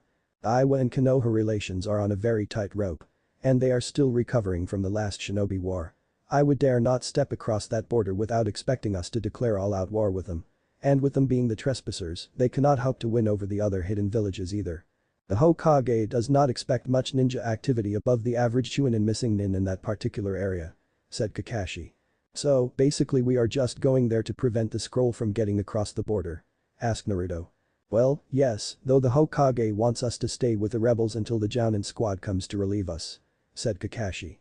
"It's good really, it means you can gain experience as well as train with me for a longer time when we don't have any action." Naruto nodded and Sakura stood silent. "We will get further information on what to do when we reach the city," continued Kakashi. "Shall we?" he asked before he jumped into the trees, the two genin keeping pace with him easily. It took Team 7 most of the entire day to arrive at the designated meeting spot with one of their employers. Yet the sight that greeted them was less welcoming than they expected. There was a slight skirmish going on between a group of samurai and what seemed to be a small battalion of soldiers. Kakashi called a halt to the two genin as he surveyed the fight taking place. "Why are we stopping? We should go and help them," asked Naruto as he tried to control himself from jumping into the fray. "Naruto," scolded Sakura. "Be patient. Besides, how do we even know who is who?" Naruto calmed down for a while as he looked at the ongoing battle. Sakura was right. He did not know who he should help and who he should kill. Kakashi spoke then, and both genin listened. "The ones with the red flags are our employers. Anyone with a different color is to be killed on sight." "Killed?" asked Sakura shocked. Kakashi looked at her and nodded. Yes. We can't have the Suzaku government finding out about our presence in the city. It would ruin our plans for intercepting that scroll. A failure in our mission could mean our enemies and I would gaining more power. Sakura tried to resist the growing knot in her stomach, trying to convince herself that it wouldn't be hard. After all, it needed to be done for her career and for the good of the village. Alright. Said Kakashi and the feeling of dread returned to Sakura. I want this done, fast and quick, and let no one escape. Sakura steeled herself. It needed to be done if they were going to stop another shinobi world war. The three ninja vanished from their spots on the tree. Down in the clearing below, the Kaneka rebels were trying their hardest to repel the greater number of Suzaku soldiers with little success. Out of the 10 that had originally come, there were now 5, and their hopes of surviving were looking slimmer and slimmer. Masato Kaneka, youngest child of their leader Tamashiro Kaneka, ducked under an Ajinata before he impaled the onrushing soldier with his samurai katana. He pulled the blade out, flicking the blood off of it with a quick whip of his wrist as he surveyed the battle. He wouldn't know just how many soldiers the Suzaku had sent until he had made a body count, but they had managed to take down 5 of the 10 samurai in Kaneka's small force during the surprise attack. The other 5 including himself were making a fight out of it, making sure that the warband did not make it away with low casualties. Masato cursed Konoha. If their aid had arrived on time an hour earlier, they would have been better prepared for this onslaught. Maybe they wouldn't even have suffered any casualties. And now, they were going to die waiting for help that did not arrive. Masato saw one of his samurai fall, knocked over by the hurtling form of a Suzaku soldier, trying to shove a short sword into his armor. There was no way he was going to get to him soon enough to save him. He watched in horror as the soldier thrust the sword into the samurai with a triumphant cry, only for the samurai to be replaced by a log. A log? Thought Masato. What in the world is happening? His thoughts were answered as the silver-haired form of Kakashi appeared in front of the shocked Suzaku soldier and slashed a kunai across his throat, the blood spraying into empty space as the jounin vanished again. Konoha had finally come. Their ninja had finally arrived at the designated spot and looked at their efficiency. With that speed, Masato knew that the Suzaku soldier had not seen the ninja until he had met the blade of the kunai. Another Suzaku soldier fell, clutching his throat, as a red figure appeared in front of him. Though this one seemed slightly slower and smaller than the silver-haired man had been. A sudden yell from nearby broke Masato out of his trance, and he managed to turn his head around to see a blade come slashing down at him. It was over. He knew it. He knew that he did not have the speed to lift up his blade in time to block the incoming slash. Before he knew it, a couple of kunai impacted with his assailant's face spurting blood into the air. The orange army that followed the kunai had passed him before the body even hit the ground. Masato watched in amazement as the Orange Army soundly took on the whole remainder of the Suzaku detachment, with the occasional sighting of the silver-haired man and what seemed to Masato like a girl in a red dress. Soon, the skirmish was over. The Kaneka had suffered 5 deaths opposed to the Suzaku's 30 lost men. A proper victory, thanks to the surprise and effectiveness of the Konohinin. For now, Masato needed to go talk to the silver-haired man. He had been expecting a team of 5 grown-up men, yet had been found by a man and 2 children. There had to be an explanation. So you're telling me that the soonest you can send your jounin team is in a week and that you 3 are all I have to work with for the whole of this week? Exclaimed Masato as if he had been cheated. Kakashi sweat dropped. He had already explained it 4 times and this would be the 5th with this particular man. He hoped that the leader of the rebellion would be much smarter than his son. Yes, Kaneka-sama. We apologize, but had we waited for the jounin team to assemble, then we would be allowing Suzaku to send a messenger to Iowa. And that we cannot have. No. We cannot. Exclaimed Masato. Can you not see that that is the exact problem? How do you think a jounin and 2 mere genin can capture or kill a messenger? He asked flabbergasted. This jounin and 2 mere genin took on a whole detachment that 10 samurai had trouble with. Stated Kakashi impatiently. What makes you think that this messenger will be any luckier? He is just one man. Masato had to concede on this point. If it had not been for their intervention, they would not have survived that day. And the news of Masato's death would be circulated by the Suzaku, demoralizing the rebel forces. Mainly because the messenger will most likely be a ninja of Chunin to jounin skill. There was no way that the Suzaku would let something that important go without a safety plan. And a backup safety plan as well. Kakashi looked Masato in the eye. If my students cannot handle him, then I will. Rest assured that we will get your messenger if only you would trust in our abilities and take us to gather some rest. Masato forced his mouth shut, driving all thoughts of a retort from his mind. He did owe them. At least enough to let them into his network and introduce him to the king, who would then decide the fate of the mission. He nodded. Fine. We move as soon as our men are done wrapping themselves up. He rarely let Kakashi look at him, so Kakashi had decided that he would not play at him or play into him. As soon as the man was gone, the Kakashi Kagebunshin vanished out of existence. The real Kakashi, meanwhile, was sitting next to an unconscious blonde boy who had gone through the mistake of using too many Kagebunshin just to kill. Sakura also sat by Kakashi's side, waiting for Naruto to get up. She had felt the effect of having a couple of clones and them dying in very simple ways, and that was a pretty nasty experience. She had also taken her first kill today, much like him, yet she would have no idea what it was like to have the memories of the number of first kills each of the clones had taken. And it had knocked him out like a light. But she did know how it felt for her. "Sakura." Kakashi spoke. "Are you okay?" Sakura dumbly nodded. "Want to talk about it?" Kakashi asked. Sakura fumbled for words. There was no way she was going to be able to say it out loud. She had been aiming for his chest. A slash deep enough to take him out of the fight but not kill him. So that she could feel better by claiming it had not been her that had taken the kill. Yet, the man had gone down on one knee at the last second.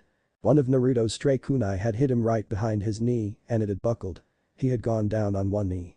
Low enough that her slash had opened him up from left shoulder and across his neck, the blood spurting all over. She had been lucky to have the speed to avoid the spray. She was frozen at that moment. Her world had stopped. Her brain is constantly replaying the scene of her kunai entering and exiting. His skin parted and his flesh opened up. The blood erupting from the long gash left in the now lifeless body. It had sickened her to her core. She had been lucky that Naruto's small clone army had charged in, distracting the enemy until she could recover enough to join them. And she had. She had joined them in cutting down the remnant. Even though she did not make any further kills, she had played a vital part in bringing them down to allow the samurai to finish them off. "It's just that. It's hard to forget. To move on," she said after a while. Kakashi nodded.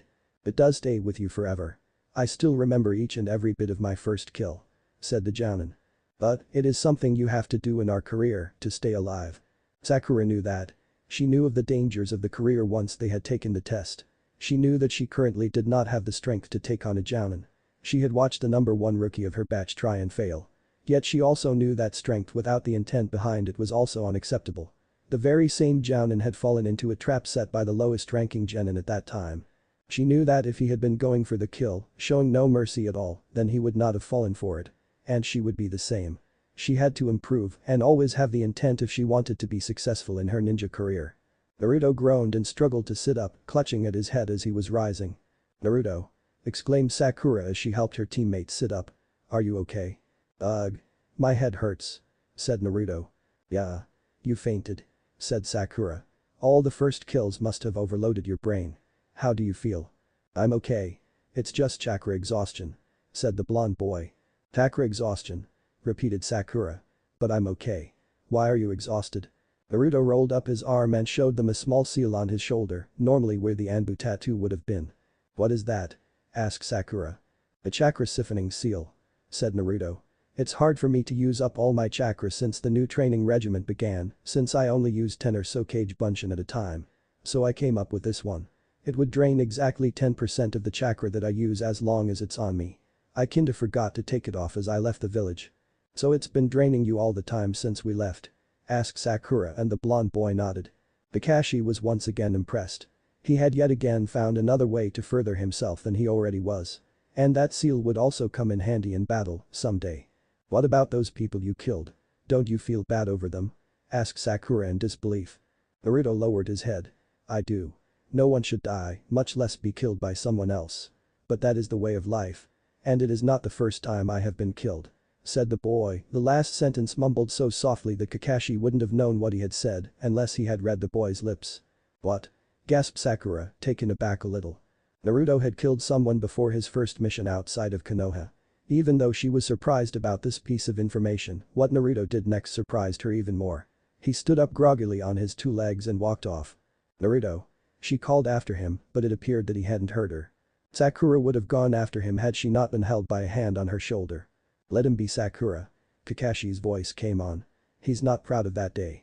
He feels he was only graduated on his prowess to kill." Sakura made to start after him, but Kakashi held her again. "Let him be, Sakura. He will tell you when he is ready. Come, Kaneka-sama wants to leave for his base as soon as possible in case more parties are sent to search for the one we killed. Naruto has the sense to not wander too far." Sakura nodded and followed Kakashi. Naruto meanwhile had walked off into the trees. Far enough to be separated from the group, yet not too far as not to notice that they were packing for departure. He mentally slapped himself over and over a few times. How could he have let that little piece of information about him slip? It was something he had vowed none of his batch would ever know. To be graduated just for killing a criminal that was wanted. And the kill had been accidental as well. He had in no way meant to kill Mizuki. He had respected him once, and even though Mizuki had betrayed him in Konoha, a mere academy student had no right to kill him. Somehow, a blow from a clone had caused Mizuki to hit a rock in an awkward way, and he had died. Naruto didn't know whether it had been the rock that had killed him or whether it was the blow. All he had known was that the medics that came had pronounced him dead. And he had been given the headband soon after. True enough, the Hokage himself had said that the promotion was for showing extraordinary skill in mastering an air rank, but Naruto could not believe it. He could not help thinking that it was only for his killing of a nin, much less a chunin, that was the real reason for his promotion. After Mizuki's death, Naruto had spent hours looking at his hands, imagining them blood-stained.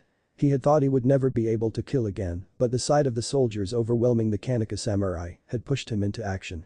And after that, the killing came easily. Too easily, he thought. He would have pondered on the thought further had there not been a call from Kakashi. They were finally on their way to meet the head of the Kaneka. It took the group approximately 2 hours to get to the rebel base located in an old abandoned fort in the hills. By Masato's explanation, this was once a training ground for the Kaneka family samurai, which were the roots of the samurai that the group had met. They had spoken little, save for the explanation of where they were going. Masato would not tell them the exact location, he said it would slow down their pace. They would be taken there anyways and they would know the location. 2 hours, thought Sakura. 2 full hours, and they had been riding their horses at full gallop, their pace only slowed by the fact that the samurai could not use chakra. As they neared, Masato slowed down the pace of the group. He explained the reason as he pulled his horse to a halt. That is our base. He said, pointing to the old fort up ahead. It wasn't much from afar. Looked like about 3 stories high, with steep walls and parapets, made for a handful of guards and no real army. It's not much as you can see. If they can find us, we'd be pretty hard put to stave off an entire siege. He said as he looked at it from his vantage point. What do we do if they find us? Asked Kakashi. How do we defend it? Masato grinned. Just because they find it does not mean they can get to it. What you see before you is not normal sand. Not normal sand? Then what kind of sand could it be? Masato saw the confused look in the genin and explained. What lies before you until those trees up ahead are all quicksand, except for one narrow pathway that will only allow 5 horses to travel on it abroad. Quicksand. Like a hidden moat. And the weak-looking fort would urge the enemy into charging it full frontal, only for them to start sinking in the quicksand. So even though it looked poorly defended, it had traps laying in wait, and Sakura was sure there were more they weren't being told about. Well, if the 3 of you would follow me, I'll guide you through this trap. Said Masato as he dismounted before leading his horse by its reins. His samurai and the Konoha team followed in his footsteps. Kakashi noted that the path Masato took was zigzagged with abrupt turns. He had memorized the number of steps before each turn so that he would not fall into it again. It would mean that the enemy would not find it easy, even if they had found the beginning of the solid pathway, and they would learn that it was not straight the hard way. Masato noticed the silver-haired Jounin observing each step Masato took and smiled. Yes. The enemy will find it hard to cross this. Their running steps will be larger than walking steps. And many will fall in trying to figure the zigzags. That means they will have to move slowly, making it easier for our samurai bows. Yes, Kakashi decided as they stepped into the trees and what must have been solid ground. The Suzaku would suffer heavy losses trying to take this fort. The inside of the fort was not at all what Naruto and Sakura had anticipated. They had both imagined it as in Konoha, bustling with civilians and rarely any samurai activity. Yet, this fort was all about the samurai. Instead of the normal gates that would open inwards, as in Konoha, the Kaneka fort had a gate that was raised and lowered. Naruto found that the lower edges of this gate ended in a large number of sharpened spikes. None other than to impale the attackers that managed to get through. Kaneka-sama. How quickly can you close the gates? He asked as they entered. Kaneka smiled and waited till everyone was in before giving out a bellowing command. One of the guards, a peasant soldier, by his dressing, let go of a rope and the gate rocketed down, slamming into the ground. All activity around the entering group ceased at the large boom that was heard, some of the younger and less experienced soldiers reaching for their swords. Sakura meanwhile was amazed at the number of people that had gathered at such a small fort. It wasn't until she had entered that she realized that it only looked small, but was also built into the side of the nearby mountain. Sakura frowned. They had survived only because they had not come across any conquering shinobi army. Any shinobi with an affinity for the earth element could easily breach these walls by tunneling through the mountain. But still, the number of people stunned her. In front of her eyes, in this large courtyard, must have been at least 200 to 300 peasants, all training and practicing under the watchful guidance of a few samurai elders. One of the samurai spoke as he passed her. Those are not real samurai children. They are just in training. Giving them what knowledge we can give in the short time we are given to overthrow the Suzaku. It made sense. The Suzaku, being the current government, had the country's armies to call upon, and these rebels had only themselves to put on the line for what they fought for. And it was for that only that they needed all the help they could get. The fort was rectangular in shape, just a small portion of it sticking out of the mountain. The portion being the gate, the two corner turrets and the small soccer field-sized courtyard. The rest, as the two genin found out as they went deeper in, was hidden inside the mountain. Though they found numerous large buildings cut into the wall, along with rooms and other compartments, both of them noticed that there were no women, no children, no elderly among the inhabitants of the fort. It was as if this fort was only meant for men who would go to war. A few turns through the maze-like tunnels of the fort, the three arrived in a spacious and well-lit cave, along with two futons. This I believe is for Kakashi-san and Uzumaki-san. The room next door will be Haruno-san's. I'm sorry but she is the first female to ever be housed in this fort and some things we will need for her to point out to us so that we can correct it. I'm sure not all of us know what a young girl needs," said Masato as he bowed. "Masato-san," spoke Kakashi, referring to Masato with his given name rather than his family name, since Kaneka-sama would now refer to his father. "If possible I would rather meet your father first and then scout around a bit before we lay down to rest. That is if that's okay with you." Masato nodded. "I'm sure that Kakashi-san can be arranged. Kakashi-san. Will it be only you? Or will the children like to come along?" Naruto and Sakura both looked towards Kakashi, both eager to hear everything straight from the rebel leader's mouth. "They will come along," said Kakashi. "I'm sure they will have questions that they would like answered," finished the silver-haired jounin. Masato nodded. "This way then," he said as he exited the room. Team 7 of Konoha were finally on their way to meeting the head of the rebel movement and what was surely to be the start of their first real mission outside of Konoha. Chapter 5. Briefing and a Stakeout. The entrance to the audience chamber of Kaneka Tamashiro was one of the grandest entrances in the entire section of the fort carved into the mountain. Mainly because it was the only one that had proper steel doors. The rest of them were mainly wooden, easy to break through with a chakra-enhanced punch. The inside was even grander. Here, the floor was not earth, but rather, paved marble. It was laid, Kakashi knew, though where they had gotten the marble was a mystery. He had not seen marble since leaving Konoha. Parts of the cave walls were covered with red banners, all incorporating the simple Kaneka clan, symbol of a crossed katana and sheath. There was a simple red carpet, again adorned with the Kaneka clan symbol that stretched from the entrance, all the way to the throne the samurai leader sat on. The throne was not so much a throne that Kakashi would call it one. It was more like a seat that the cages sit on. Yet, anything a leader and the future daimyo of a country would sit on deserved to be called a throne. "Welcome. Welcome to my humble hideout," said Tamashiro as he stood up and greeted the Konohanin. Kaneka Tamashiro was not by any means a small man. Instead he was lean and muscular, not heaviside, but more built for speed and flexibility. The perfect mix for a user is Kakashi. "Father, I'd like you to meet the team from Konoha. The jounin, Hada Kakashi and the two genin, Uzumaki Naruto and Haruno Sakura," said Masato as he stood to his side and gestured towards the Konoha team. The whole of Team 7 bowed to the samurai leader in a show of respect for their employer. Kakashi gave Tamashiro some time to study them before he spoke. "The Hokage sends his apologies on not being able to send a team of full jounin as you requested. The Hokage has recalled some jounin from some other less urgent duties and the team is expected to be here by the start of next week," said the silver-haired jounin. "In the meantime, the Hokage would like to offer my team services to you in your attempt to intercept the treaty on its way to Iwa as we speak." "Ah. The treaty," said the leader of the rebel forces as Kakashi stood up from his bow. "The caravan in which the treaty bearer to Iwa is traveling will be passing within a few miles of where we are currently situated in 2 days' time. The caravan is heavily guarded, with about 200 armed soldiers guarding all sides. Our sources, however, have not been able to identify the treaty bearer amongst the soldiers or civilians in this caravan." The information did not please Kakashi, nor his two genin. It would be very difficult to prevent the treaty from escaping into Earth Country if they did not know who had the treaty. And the hardest work would be to find who had it. If indeed any of them had it at all. Being a prank master himself, Naruto knew that he would not send something so valuable under such flashy guard. The Uzumaki Naruto of the past would have blurted out that fact, but the boy he was now knew that Kakashi would have thought the same thing and held the statement to himself, knowing that there must be a reason behind it. "How are we going to stop it from going across the border if there are so many soldiers?" asked Naruto. Tamashiro smiled. "We'll help you, of course. Everyone in this very fort is currently preparing for the assault to take place the day after tomorrow. It is during this assault that I expect the three of you to use the fighting as a distraction to kill and burn the treaty headed towards Iowa." "But Kaneka-sama, how would we do that if we do not know who has the treaty?" asked Sakura. It was Masato who spoke this time. "If it was so easy for you to take on the raiding party that wanted to disrupt our meeting, then it should be easy for you to take on the whole caravan with our help. The only reason we found it so easy was because they were unprepared for our entrance," said Naruto, calmly stating the facts. "It would be foolish to assume they won't be as unprepared as next time. They will be expecting us to enter the fray," continued Kakashi, taking over for the blonde boy.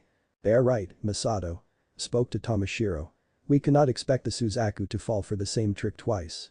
It might cost us too many lives." He then turned to the team and spoke. "My apologies for our poor information and planning skills.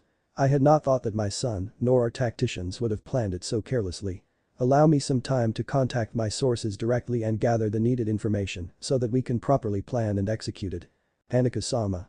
If we may we be allowed free roam of the nearby land? I would like to be able to train the genin in an open environment," asked Kakashi. Tamashiro nodded. "You may. I will send it to you once I have the proper plan laid out," he said, nodding the team's dismissal. Kakashi nodded and walked out of the chamber, his two genin following close behind. "This doesn't feel right," Naruto said as soon as they were behind closed doors and the privacy was up. "What doesn't feel right?" questioned Sakura. "Why would anyone in their right mind send such a valuable document in such a flashy way?" he said, finally giving voice to the question. "If it were me, I'd use the caravan as a distraction to attract a larger force of the rebels to it. Hopefully end it before the treaty even reaches Iowa." "You're saying that it's a trap?" asked Sakura, her mouth wide open. "It very well could be," said Kakashi, turning both their attention to him. "Think about it. The Kaneka leader cannot get any information on the treaty bearer. What if it's because the treaty bearer is not in that caravan?" It struck Sakura then and there. What if it was indeed true? The caravan would be a much slower paced mode of transport, especially for such a vital document that needs to be delivered with haste. Instead, a lone traveler would make much better time if he was on his own schedule. "So what, shouldn't we go tell the Kaneka?" she asked. "No," Kakashi said. "The caravan will be nearby in 2 days. If so, a lone rider on a horse will already be nearby right now and will have passed us by that time. The only reason the caravan is coming is because they want to finish it before the Jounin came." "I don't understand," said Naruto, frowning. "There is a spy amongst the Kaneka. How else would the raiding party have known exactly where to attack the meeting party? The Suzaku must now know that it is only one Jounin and two genin that have come to help the Kaneka. They want to end this before the Jounin squad comes. It definitely would be easier for the Suzaku to take out the Kaneka with only one Jounin and two genin fresh out of the academy rather than a squad of 5 full Jounin.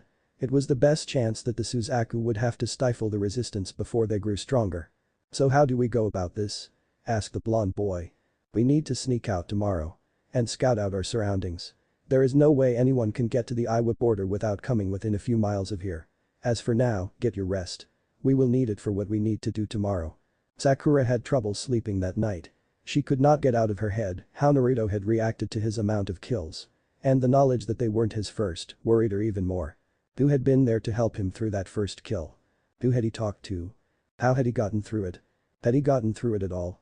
And this was further confounded with the fact that they would need to do more killing in the upcoming days. With the assault on the caravan and also their plan on intercepting the treaty barrier coming up, there was no way either of them were going to come away without killing. In these thoughts, not even once did she think about her own first kill that had happened earlier that day. The next day began early and abruptly for both genin as Kakashi woke them up from their sleep at 4 a.m. in the morning. "What?" was the first word that Naruto managed to mumble out as he was roused. The blonde boy opened his eyes to see the form of Kakashi wrapping his kunai and shuriken holster to his legs. "Wake up.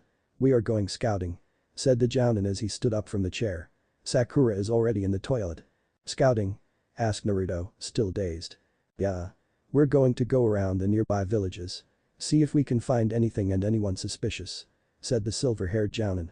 "How do we know who is suspicious and who is not?" asked Sakura as she came out of the bathroom fully dressed and drying her hair with a towel. Naruto groggily stood up and collected his clothes before he went into the same bathroom Sakura had just come from. He could still hear Kakashi and Sakura talk as he quickly dressed. "We'll know when we start searching for him," said Kakashi. Naruto came out of the toilet, gloves on, everything set. Kakashi-sensei. How many villages do you think would be around here?" he asked. It was then that Sakura started to worry about how much of their time they would have to spend trying to find this treaty bear. Naruto had recently started believing it was better to be prepared for any situation, yet nothing could have prepared him for the situation they were currently in. "Well, at least we can consider this training," said Sakura as she tried to lighten up the mood. It had appeared that the solid path of ground had shifted since they had entered the village. Either that or there were more similar trees in the small oasis that hid the entrance to the fort. Now, the three Konohinin were in a circle with a radius of 3 feet, surrounded on all sides by quicksand. It had been a mystery how they had gotten into that position in the first place. Kakashi thought about it for a second before he heard Naruto yelp and quickly turned around to see the boy flail around as one of his feet sank into the quicksand. It took both Kakashi and Sakura to pull him out of it for the second time that day. "Naruto. It's quicksand. You can't just walk on it," scolded Sakura as she looked down at the heaving boy. Naruto was about to string together a number of apologies when Kakashi spoke. "Naruto, how did you get that far in?" he asked. Naruto looked up at him and Sakura scoffed. "He didn't get that far from Kakashi-sensei," said the girl. "No he didn't, but he managed one step. It was during his second step that his first foot sank," said the jounin. True. Both of Naruto's legs had been in quicksand when they had pulled him out. If it had been only one leg, he could and should have been able to do that himself. "So tell us, Naruto," nudged Sakura. "Well, you sink in quicksand right? And you also sink in water right? So I thought maybe the water walking would work on this as well. But it doesn't. At least not long enough for you to take a second step." "Interesting," thought Kakashi, while Sakura was amazed that Naruto had even thought to try that out. "So this is his real self," thought the jounin as he gave the quicksand a thoughtful glance. Sakura watched as Kakashi gingerly took a step onto the quicksand. And like Naruto's, his foot landed on solid ground. However, the next step Kakashi took was also on solid ground and it was exactly where Naruto had sunk earlier. "Sensei, how are you doing that?" asked Sakura, her mouth agape in wonder. "Easy. I used Naruto's hint on water walking plus the tip of tree climbing. The trick is to keep the sand underneath your feet solid by the amount of chakra you push through your feet," said the jounin. "Do we have that much chakra and control to do that?" asked Sakura. "We will have to see. Besides, you can consider this training. It will improve your control and your reserves," said Kakashi. Naruto was the first to jump up at the mention of training. Though he still retained his eagerness to fight and train, he was much calmer and rarely took unnecessary risks. The proof was evident here as Naruto carefully stepped out like Kakashi instead of the jumping he would have done a month ago. A few minutes later, the trio were running on the quicksand towards one of the 5 villages on the outskirts of the fort. They were the only places between the capital city and the Iwa border that a man or a small group could stop to rest and resupply. "Sensei," called Sakura as they entered the town under simple hinge. "Why are we here? This is the village farthest from the caravan. Do you think the treaty bearer would be here?" Kakashi calmly put his hand in his pocket and pulled out his favorite orange-colored book. "Yes. The farthest point from the caravan would be the least monitored by the Kanaka spies. And therefore it will be the easiest place for the treaty bearer to hide. How do we know if we find him? I mean, how can we differentiate him from any other guy?" asked Naruto. "To be honest, I don't even know. But the real reason we are here is to meet someone who might know," said Kakashi as he walked into the small town. The 2 genin followed behind, both of them clearly confused about what their sensei had planned for them or for their mission. Kakashi barely looked up from his book as he spoke. "We are here to meet our legendary spy master, the one who keeps track of the Konoha spy network for the Hokage. If anyone can, he is the one that can point us towards our runaway treaty bearer." "Runaway treaty bearer," thought Sakura. Kakashi almost made it sound as if the treaty had run away from them. "So who is this legendary spy master?" asked Naruto. Not only was he curious as to what made the man legendary, but he also wanted to fill in the blanks about the world-renowned ninja of Konoha. "I'm sure you two must have heard about the legendary Toad Sage, Jiraiya of the Sannin," said Kakashi. Sakura's eyes went wide at the mention of the Sannin. They were the legendary 3 of Konoha that had held their own against Salamander Hanzo of Rain, where an entire army could not. The Sannin were made up of Orochimaru, the Snake Sannin, who had betrayed the village and gone off in search of self-glory. Jiraiya, the Toad Sage, the one who had trained the young Namikaze Minato, the one who would come to be known as the Yellow Flash of Konoha, and the Yondaime Hokage. And last but not least, her idol is a Kunoichi, the slug Sannin, Senju Tsunade, hailed as the best medic the world had ever seen. She had vanished from the village soon after the latest shinobi war had ended. Someone tell me which war this was, and here they were going to meet one of the very legendary Sannin at the mere age of 14. Sorry if this is not their real age. 12 is a bit too young for them to have any romantic interests. For me. So I thought I'd age them a few years to something more acceptable. Where will we meet him? Asked Sakura, eager in anticipation for their meeting. She wondered what kind of a person he would be. Tall, strong and handsome just like the Yondaime had been. Or whether he would be old and wizened like the Sandaime. Sakura's question got no answer as the Jounin just kept on walking towards a certain district of the town. Kakashi-sensei? Asked Naruto. Why are we going towards the red light district? By the tone of Naruto's voice, Kakashi could figure that Naruto was totally confused as to why they were heading in that particular direction. It was expected, considering neither genin knew of Jiraiya's tendencies. To find our contact. Said Kakashi simply as he walked onto the road famous in this particular town for its bars and call girls. What? Exclaimed Sakura as she stopped. We are going to meet one of the legendary Sannin in a brothel. What's wrong with a brothel? Came a voice. The two genin turned to see a large white-haired man come towards them. The man wore his white hair long. He wore a rather obvious red costume and he had a scroll on his back. But what gave away his identity to the team were not his clothes or his behavior. But rather the protector he wore on his forehead with the kanji symbol for oil. Jiraiya-sama. Said Kakashi with a bow. Kakashi-kun. Returned the man. Both Naruto and Sakura were bug-eyed. This man that the both of them had seen peeping at the Konoha bathhouses and had seen countless women chase after being found, was really the Toad Sage. You said both Naruto and Jiraiya at once, pointing fingers towards each other. What are you doing here, brat? Got nothing to do than spy on me? Asked the old man as he narrowed his eyes at the young genin. I'm not spying on you. Yelled Naruto. It's not my fault that you suck at hiding. Besides, I'm on a mission. He said. He is one of your genin, Kakashi. Asked Jiraiya, to which Kakashi's sweat dropped before nodding. Ah. You are on your own on this one. Jiraiya said to the Jounin as he turned around to leave. It was Sakura's turn to yell at Jiraiya. You can't just abandon some of your fellow ninja. Fellow ninja? You two are just a bunch of genin. Maybe stronger than the rest because I do not see a third member. But nevertheless you are genin. There is no guarantee whether you will live through this mission. If you do survive to you are chunin, then you can call me a fellow ninja. Said Jiraiya. In an instant Sakura was above the Sannin, her kunai drawn and rushing in towards his head.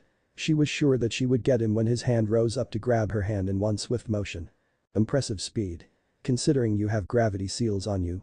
Said Jiraiya as he held Sakura off the floor with just one hand. The Sannin made to flick her off before he felt Naruto appear behind him. Jiraiya disappeared, dropping Sakura with an unceremonious thump the moment Naruto released the shuriken he had unsealed from his glove. The shuriken barely missed the falling girl, Sakura desperately trying to turn away from the incoming projectiles. Don't assume I haven't seen the seals on your gloves, boy. I have seen it all. Including the one you keep hidden. Naruto's eyes widened. He knew about it, there was only one way to finish this, even though it would only be temporary. Naruto resealed the kunai he had in his hand before he crossed his fingers in the familiar ram seal. The blonde boy grinned. I can beat you by myself. He exclaimed before he yelled out. Warak no jutsu. Immediately Naruto transformed into the henge he had started calling Naruko, the clouds just barely covering her most private areas. The effect he expected was immediate, blood fountaining out from the Sannin's nose, sending him flying into the air. Naruto heard two thumps as both Kakashi and Jiraiya landed on the ground not too far from each other. Sakura looked at Naruto as if the jutsu had to have affected him as well. What? Asked Naruto as he calmly hauled Kakashi to where Jiraiya lay. Sakura shook her head. You are teaching me that someday. She said. Naruto had the decency to blush. An hour later, Kakashi and Jiraiya were sitting on a log outside the town, watching the two genin spar against each other. Did you give them those seals? Asked Jiraiya. Kakashi shook his head. No. Sandaime-sama gave Naruto some scrolls. He taught Sakura the sealing and the gravity seal. I'm not sure if she's any interested in the rest. That kid. Said Jiraiya, eyeing Naruto. Really takes after his father, doesn't he? Kakashi nodded. Down to the very hatred of perverts. Jiraiya groaned. It had been this exact hatred that had caused Kushina and Minato to meet. In one way, it was good. He had never seen Minato happier, yet he also had to give up peeping. There was no way even they could outrun the Yellow Flash.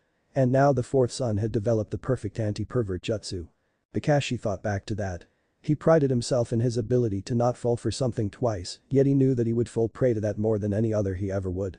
"Your guy is still in the village as we speak," said the Sannin as he took a sip of his sake saucer. "Though it will be difficult to get him here." The Jounin looked at the Sannin. "This is a mainly Suzaku town, their supporters outnumbering the Kaneka supporters. You will not find him alone to take him down. And we cannot afford any civilian casualties. Especially at the hands of Konohinin. What do you suggest we do?" asked Kakashi. "The bearer is readying himself for tomorrow's attack. It is at that timing that he will make a break for it while all Kaneka's eyes are rooted into the battle. It is at this time that he is also weakest. You must find a way to stop him, burn the scroll and still get back in time to prevent the massacre of the Kaneka forces. If the Suzaku lose this entire force, they will have lost the war," said Jiraiya as he shook the bottle of sake trying to squeeze out as many drops as he could. "Ah well. I gotta get going," said as he stood up. "The network doesn't run itself, you know." Once the genin had finished their sparring. The entire Team 7 spent the day tailing the treaty bearer and memorizing his moves. After all, it would be important for them to be able to recognize him anywhere, in any disguise, for he would not use it, thus allowing them to sense it. On the way back to the fort, Kakashi pondered the information the Sannin had given him. It meant that they would need to go full out on the messenger from the beginning. No mercy, no quarter, no chance. Once back at the fort, the Kaneka leader called for them as well as some of his most trusted advisors. "My sources have obtained newer and more dependable information about the Suzaku caravan," he said as he ushered them in, near a table that was set up with what seemed like an overview of the terrain. "They believe that the entire caravan will pass under this exact mountain sometime around noon. And it gives us the perfect opportunity for a devastating ambush," said the rebel leader, the pride of coming up with a plan evident in his voice. "We will position half of our troops on this ridge here," said Tamashiro, pointing to a line somewhat high up on the mountain. "The rest of the men will be positioned in the woods here." Kakashi wasn't surprised to see the woods situated there. It was the perfect spot to ambush and ambush. When they reach this bottleneck, our men will charge down the slope with our weapons drawn. With the sun in their eyes, they will not see our troops until we are on top of them. The confusion of the sudden attack will surely cause major losses among the Suzaku. And once they are fully focused on us, our troops from the forest will smash into their rear, breaking them once and for all. The short speech and the pump of the fist into the air raised a small cheer from those who had gathered around. Kakashi had to give it to the man that he knew how to raise the morale of his army. To give them high hopes of success, to instill that determination to achieve victory in a battle, was no less a feat than winning one itself. It was a good plan. One that would work devastatingly well had the Suzaku not know of the plan beforehand. Kakashi was sure that by the end of the day, the trap would be set. Team 7 hung back after the troop leaders had left. There still was the matter of the treaty bearer to be discussed. Tamashiro closed the large steel doors behind them as the last one of his officers filed out. Once they were alone, Tamashiro took out a book and turned to a page before handing it to Kakashi. "Kirim Kyoko. Missing Nin from the village of Grass. Skills unknown. We believe her to be the one bearing the treaty. We assume that she will flee once the forest troops smash their lines, trusting her chakra-enhanced speed to deliver her out of harm's way. Trust me, she will make it for Iowa. They have promised her that they would take her in once she has delivered the treaty to them. Follow her when she flees, and 3-on-1 will surely gain you success." Tanaka-sama spoke to Kakashi. "When will we be departing for the mountain? I assume you would like us to join the first wave in. Do as much damage as we can." Tamashiro smiled. "You are a smart one, Haddock-san." He nodded his head in approval. "Yes. You are right. I would like the three of you in the first attack. Kill as many Suzaku as you possibly can before you go after her. Make the battle easier for us." Tamashiro paused. "The troops will be leaving at 8 tomorrow morning. I would like it if you could join us then." Kakashi nodded. "If you will, Kaneka-sama, my team and I would like to prepare and rest for tomorrow. Even us ninja are human and succumb to things like fatigue," he said with a long bow before he ushered the two genin out with himself. Neither of the trio spoke until they were back in their room and the privacy up. "How do we get the treaty bearer, Kakashi-sensei?" asked Sakura as soon as they were seated. "There is no way we can be at two places at once, is there?" "Actually there is," spoke to Kakashi. "How?" asked Sakura. "The Kage Bunshin," pointed out Kakashi. The two genin's eyes widened. The Kage Bunshin. How could they have both forgotten that? Especially Naruto himself. It was his only so far. "But that means I will have to stay with the army," said Naruto. "If I am not with the Kage Bunshin, I cannot replace them as soon as they are low on chakra." Naruto was right. If he was not with the army, then he could not keep forming Kagebunshin to take their place. And if he could not do that, the Suzaku spy would know that the team was missing. "Naruto. You aren't the only one who can use the technique," said Kakashi. Surely Kakashi wasn't thinking of keeping Sakura with the army. Even though she could perform, he had to know that she could only form 2 at best and still be alright for battle. The next words that their sensei said stunned them. "I'll stay and cover you too," said the Cyclops. "But Kakashi-sensei," exclaimed Sakura. "We need you with us." "Yes," Naruto added. "What if the bearer is too strong for us?" he asked. "Naruto," said Kakashi softly. "Remember our survival exam?" he asked, and both Genin nodded. "The 2 of you managed to trap me and I'm one of the top jounin in the entire village of Konoha. Together you can take this bearer down. I have faith in you," said the man. "Then why don't you leave us with the army and take on the bearer yourself?" asked Sakura. Surely the battle alongside the army would be easier for the 2 of them than the chase after the bearer. "No. Then the Sandane would have sent me alone to catch him. This is a mission handed to the genin of Team 7 by the Kage of our village. I am your sensei. Me, completing this will do you 2 no good." There was a brief moment of respite before Kakashi continued, his eyes gazing at the 2 genin he had trained for the past 2 weeks. "I know you 2 can handle yourselves in a fight with ordinary soldiers. But unless you 2 catch the bear, the Hokage will consider this a failed mission. Besides, there is also the matter of the Takebetsu jounin with the army. You 2 do not have the experience to take her on while keeping an eye out for anyone looking to take advantage of your distraction." Kakashi made a valid point. It was indeed their mission to catch the bear, but also they could not afford to return a team member short. There was no way that they were going to find an argument against Kakashi's explanation. "Get some sleep," said the jounin. "You 2 have a tiring day ahead, it's vital you get all the rest you can." Sakura stood up and walked into her room. Too absorbed in thought that she didn't hear Naruto say goodnight. Tomorrow will be a busy day and a nervous day at that. It would be the very first time they did something regarding their mission without their sensei to guide them. Chapter 6, Rush Hour. The morning brought with it all the hustle and bustle you would expect in a military stronghold. The entire Kaneka army was forming into ranks, each man strapping their armor onto their bodies, arming themselves with weapons varying from katana, kodachi to long naginatas and spears. Some even armed themselves with their hunting bows and quivers of arrows. Neither Naruto nor Sakura had seen such a mobilization of forces in their lives. Kakashi had, in his earlier years as a ninja. He had been in one such mobilization, along with his teammates Uchiha Obito and Rin. The trio of Konoha watched as the Kaneka samurai stepped out of their dojo, fully in samurai armor, ready to give their lives to the cause. Their armor plates were a brilliant red, much similar to the color of blood. Each of them shone with a new coat of polish, as if they were brand new suits. What astonished the 2 genin were how they held themselves. Though they were short in stature, each of the Kaneka samurai appeared tall and strong, intimidating figures even when not in combat. They could only imagine what would happen when those very same blood-red apparitions weaved through the enemy numbers, killing and maiming. Amashiro Kaneka and his samurai stepped onto a dais in front of the whole rebel army before he raised his arms. "Now's your chance," spoke to Kakashi. "Remember what we talked about this morning." The 2 genin immediately vanished, having released their gravity seals, deciding to go over the wall and straight for the town they had found the bearer at. They needed to be fast, arrive before he left, trail him and take him out at the most opportune moment. Time was of the essence in this particular instance. Their mission had finally begun and they could not afford to botch it.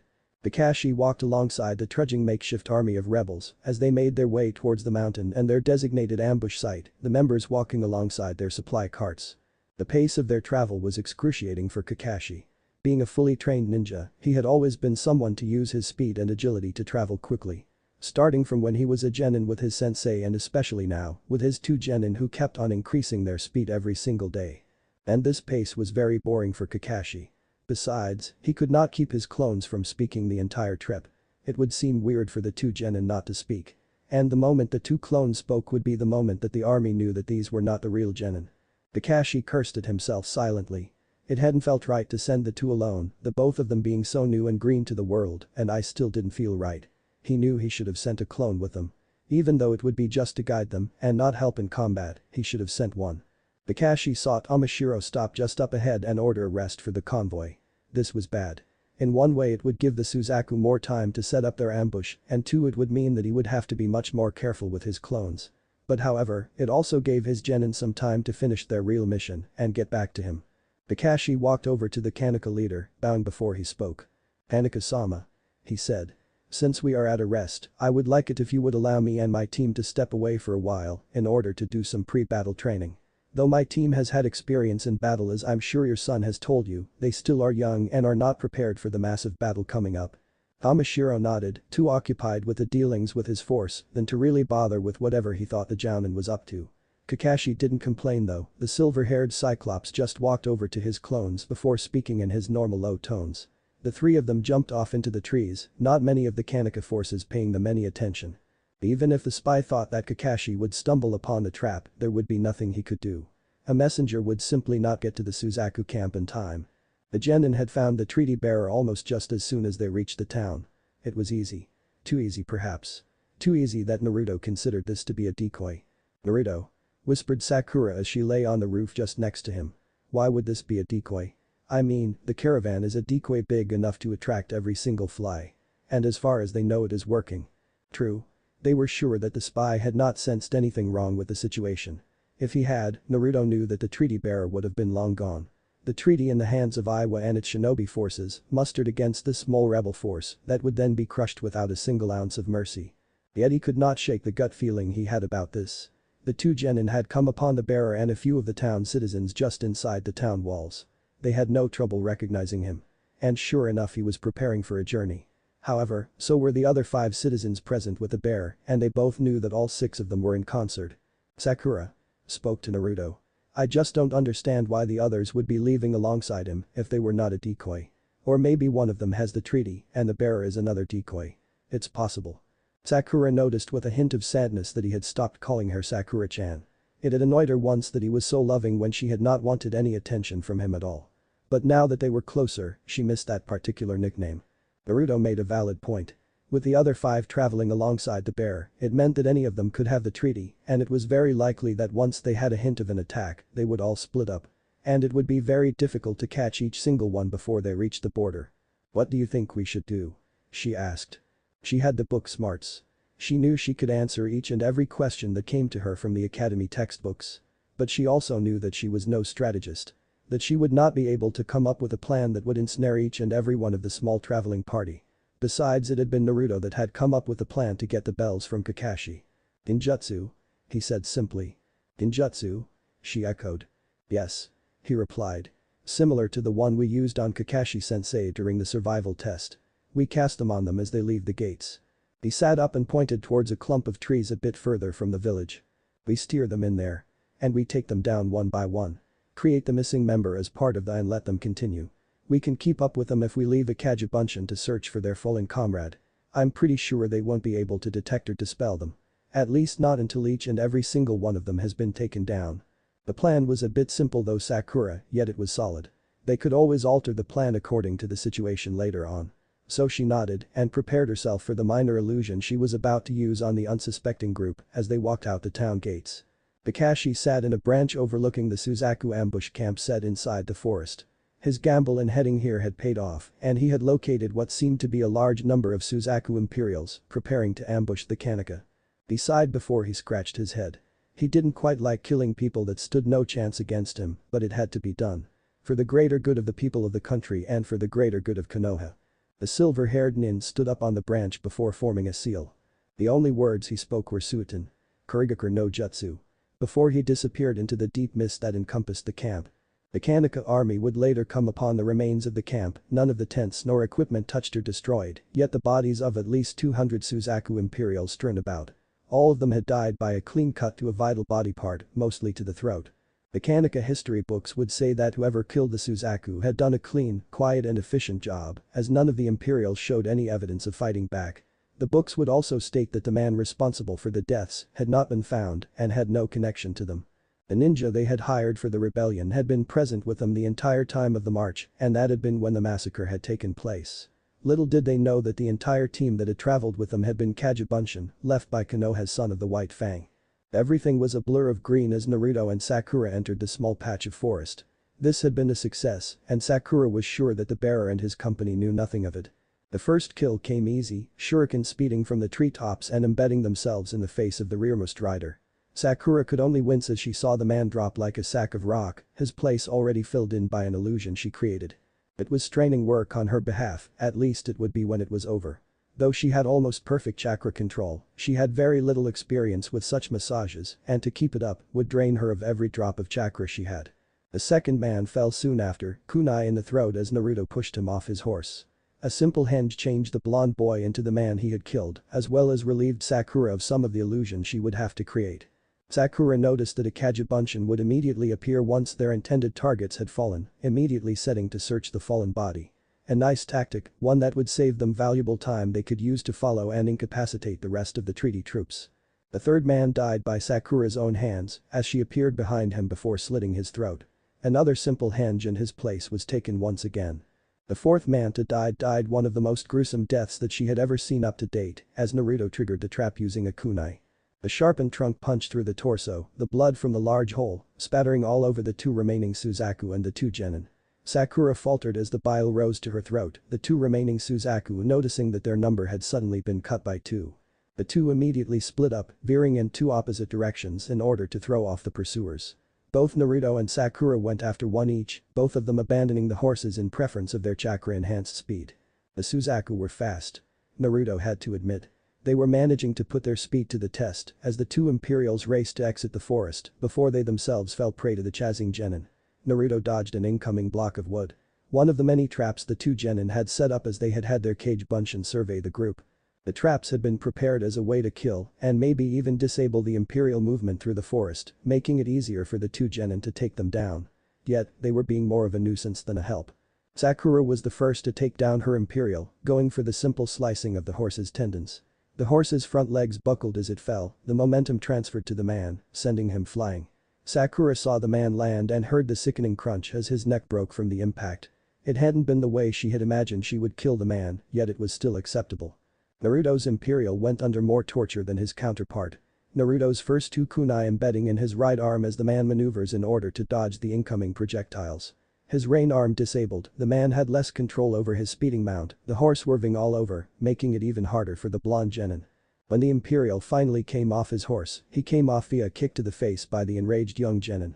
The man landed on his left side, breaking both his left leg and left arm in the process. Naruto saw the fear in the man's eyes as the Imperial watched the young boy slash his throat. It was one thing to die at the hands of a young boy without knowing. But Naruto couldn't imagine the feeling that the man went through as he watched helplessly. Neither of Naruto's men had the treaty, each of the clones turning up empty-handed. Naruto himself turned up nothing, however Sakura fared much better with her latest kill. The scroll had been coiled around the man's midriff and he had not been the designated bearer. A mind signal or two later, the clones converged to one point, each with their victims' bodies lofted on their shoulders. They would leave no evidence of such an ambush or even such a treaty party even existing. The two genin set fire to the bodies of the 6 men and left the forest in search of the rebel army, the treaty safely sealed into one of Naruto's scrolls. Their mission was complete. Now, they needed to report to their sensei and then help the Kaneka rebels establish their dominance in the civil war. The trap had been set. Kakashi almost felt sorry for the approaching caravan. Little would they know that their intended plan had failed, and Kakashi knew it would have been a full rout of the Suzaku Imperials had it not been for the Takubetsu Jounin. The Kaneka forces on the mountain tensed as the Suzaku caravan inched closer and closer. The timing of the first assault would be important as well as where it hit. If they hit it in the front, it would allow the rear of the caravan to flank the rebels, using their numbers as an aid to rally themselves. It would be the same if they hit it in the rear. The perfect place to hit the caravan would be in the middle. It would cause the front of the caravan to turn around, costing them valuable time coming to the other's defense. It would also cause the rear to fall into confusion once the chain of command had been cut. Once again, the timing of the assault would be important. The caravan consisted of what appeared to be a few supply carts surrounded by numerous organized Imperials. A troop of about 40 Imperials led the caravan followed by another troop, after which came the carts. The carts were ringed by at least 2 more troops. The last 2 troops brought up the rear. The Kaneka mountain top 4 started inching their way downwards the moment the head of the caravan reached the end of the ridge. A slow crouch walk soon turned into a full sprint, the samurai leaping off the ridge in full strides. The samurai unleashed a hail of arrows while in mid-air, each of their lethal warheads finding a target. The peasants that came behind them, slamming into the Suzaku lines as if a hammer was slamming into a brick wall. The Suzaku line broke, numbers of them falling under the sudden onslaught. Kakashi and his 2 Kagebunshin entered the fray behind the peasants, the Jounin heading straight towards the grass nin. The Suzaku line recovered quickly, confirming Kakashi's suspicions of their knowledge of the attack, the head of the caravan immediately turning around and rushing the Kaneka samurai. Some of them headed towards the carts, unveiling behind the thick cloth some sort of siege engine. Think of a ballista. Kakashi gave the operator no time to settle into the engine, immediately releasing a few kunai that toppled the man from the turret. He could spare no time to pick off the rest, as the Takebetsu Jounin had settled into her stride, slowly but surely picking off Kaneka numbers with simple kunai throws. Kakashi's Kagebunshin made short work of any Suzaku to step into their path, slitting throats and stabbing vital organs, as if they were slabs of meat hung in a butcher's shop, careful enough not to use ninjutsu. It was then that the flanking Kaneka forces from the forest slammed into the flank of the Suzaku Imperials. Caught in between two attacking forces, the Suzaku line crumpled into a very disorganized rabble of men, each fighting for their own lives, and with no sort of coherency.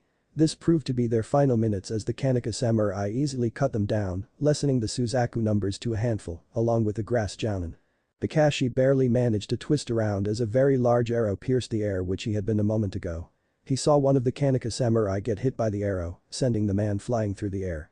More arrows came flying through the air, throwing Kaneka soldiers to the ground, killing some outright.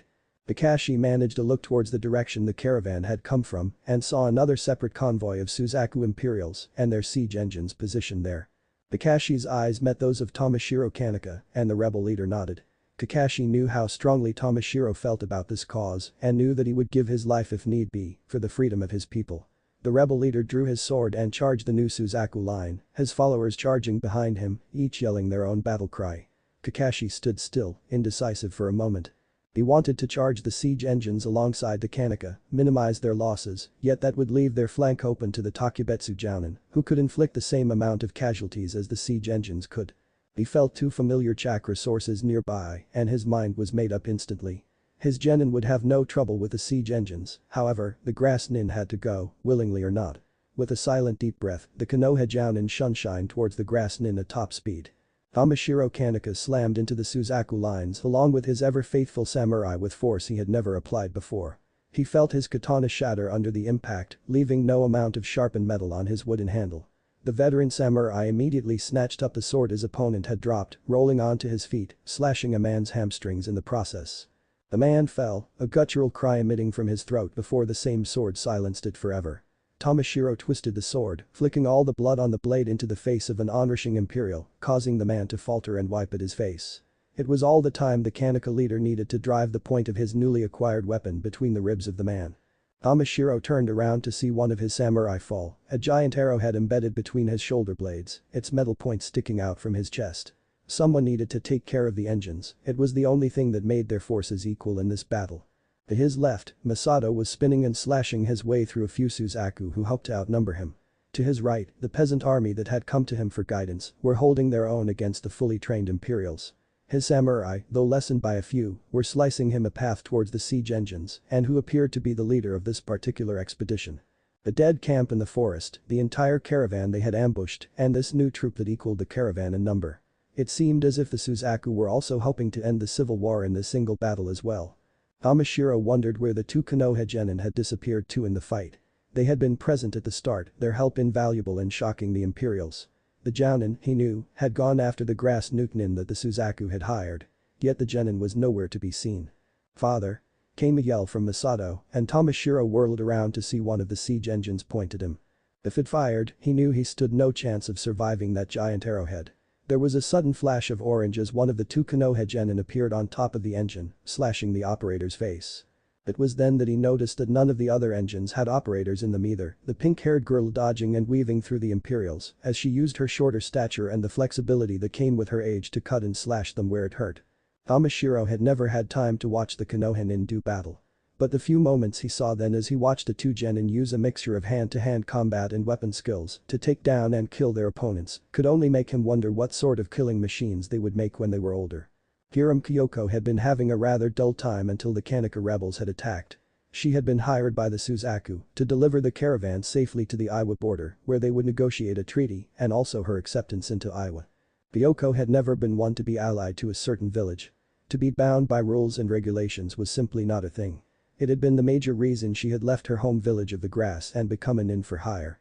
However, a battle was not something she would miss, and the Suzaku had promised that she would get a large number of Kaneka rebels to kill at her leisure. Best of all, they had also agreed to pay her for each of the rebels she killed. However, they had failed to mention the presence of Konoha amongst the Kaneka. It complicated things. If she managed to kill even one of them, she decided that she would need to get paid for the extra effort. Kyoko had been keeping an eye on the 3 nin from Konoha the moment she had realized what they were. The 2 genin she knew she could take easily, yet the jounin she wasn't able to identify. Mainly due to the fact that he kept disappearing each time he made a kill. It was not until he appeared next to her, a kunai rushing towards her face, that she realized who he was. Kyoko barely managed to duck the kunai stab, swiping at his stomach with her own, causing him to flip back and land in front of her. Hada Kakashi, son of the White Fang. She breathed as she got a proper look at her opponent's face. Fighting a jounin would be something she could do any day.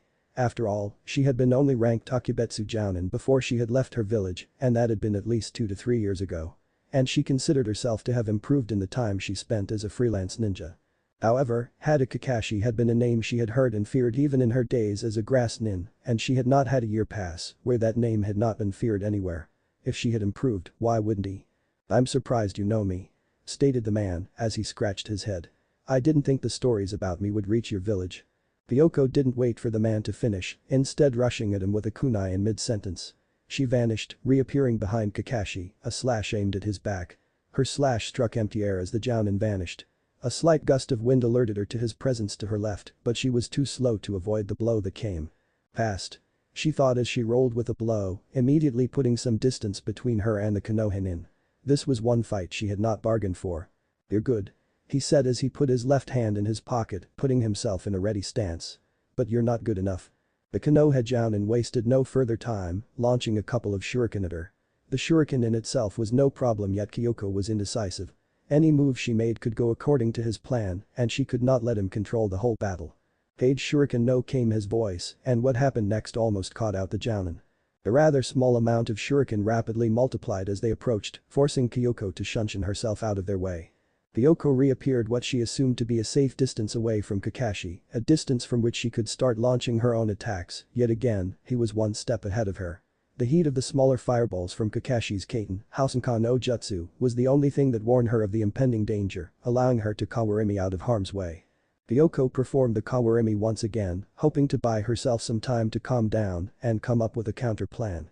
If only she could recall everything the bingo book had said on Kakashi. She knew he had an ace up his sleeve, something that made him very powerful, yet she somehow could not put her finger on it. She knew that it had something to do with it, yet the silver-haired man simply did not give her enough time to think. Kyoko heard the whistling of kunai slicing through the air and was barely able to perform her own hand seals in time. The earth wall suddenly popped up to block the wave of projectiles coming her way. Kyoko didn't stop there, immediately forming more hand seals for the Doryuden, the dragon head forming from the wall she had flipped up and spitting the mud balls at the onrushing jounin. Kyoko watched as the balls hit the jounin with a satisfying thud, yet she knew it would not be that easy to take him down. However, she never expected him to vanish in a puff of smoke. Bunshin? She realized. Yet what kind of bunshin would be solid enough to take a blow and then disappear in a puff of smoke? Surely not Tsuchi bunshin or Mizu bunshin. Kyoko felt something grab her leg and looked downwards. A hand had just broken out of the ground and grabbed her. The realization that Kakashi had a hold on her drove her into a panicked state and she replaced herself with a log in a hurry. It wasn't until she met Kakashi's Sharingan the moment she replaced the log that it finally came to her what she had forgotten. His hypnotic ability due to the Sharingan. But it was already too late. The blackness of Kakashi's Tomo engulfed her, knocking her unconscious. The battle had gone well. As well as Tomoshiro could have hoped for, something he had doubted the moment the second caravan had shown up. Yet the genin had made up for the slight falter he and his army had made. They had been the ones to really turn around that battle, and it would never leave the rebel army's memories of how 2 kids had done it. Tomoshiro could not help but reflect on yesterday's battle as he watched the 2 genin have their breakfast together while chatting peacefully. They seemed as if nothing had happened not 24 hours ago. As if they had not killed a lot of people and had remained as innocent as they had been born. The rebel movement had taken casualties. Many had died in the fighting. But Tomoshiro could only feel happy and grateful towards the 3 Konoha without whom they would not have won this particular battle and what seems like the entire war. They would always owe Team 7 a huge debt, and though Tomoshiro had wished that Konoha had sent him a jounin team in the beginning, he knew he would be sad to see them go. Tomoshiro had watched a battle between the 2 jounin. At least as much of it as he could follow with his untrained eyes, and it would be safe to say he had never seen anything like it. However, it was the fact that a team of full jounin from Konoha had arrived that bothered him. Kakashi had said that it would be at least a week before the team arrived, yet here they were, 3 days since Team 7 had arrived themselves. Tamashiro was happy in one sense. It would mean he would have a much formidable team to rely on, a team whose talents and abilities had been tested to their fullest. Yet somehow, he could not shake the feeling that it meant more for the young genin. Something he couldn't quite get a hold of. Not to mention that Kakashi had disappeared with the jounin seemingly in charge of the mission. Tamashiro glanced up as he heard footsteps approaching him. "Omen, Kaneka-sama." Kakashi's voice came on.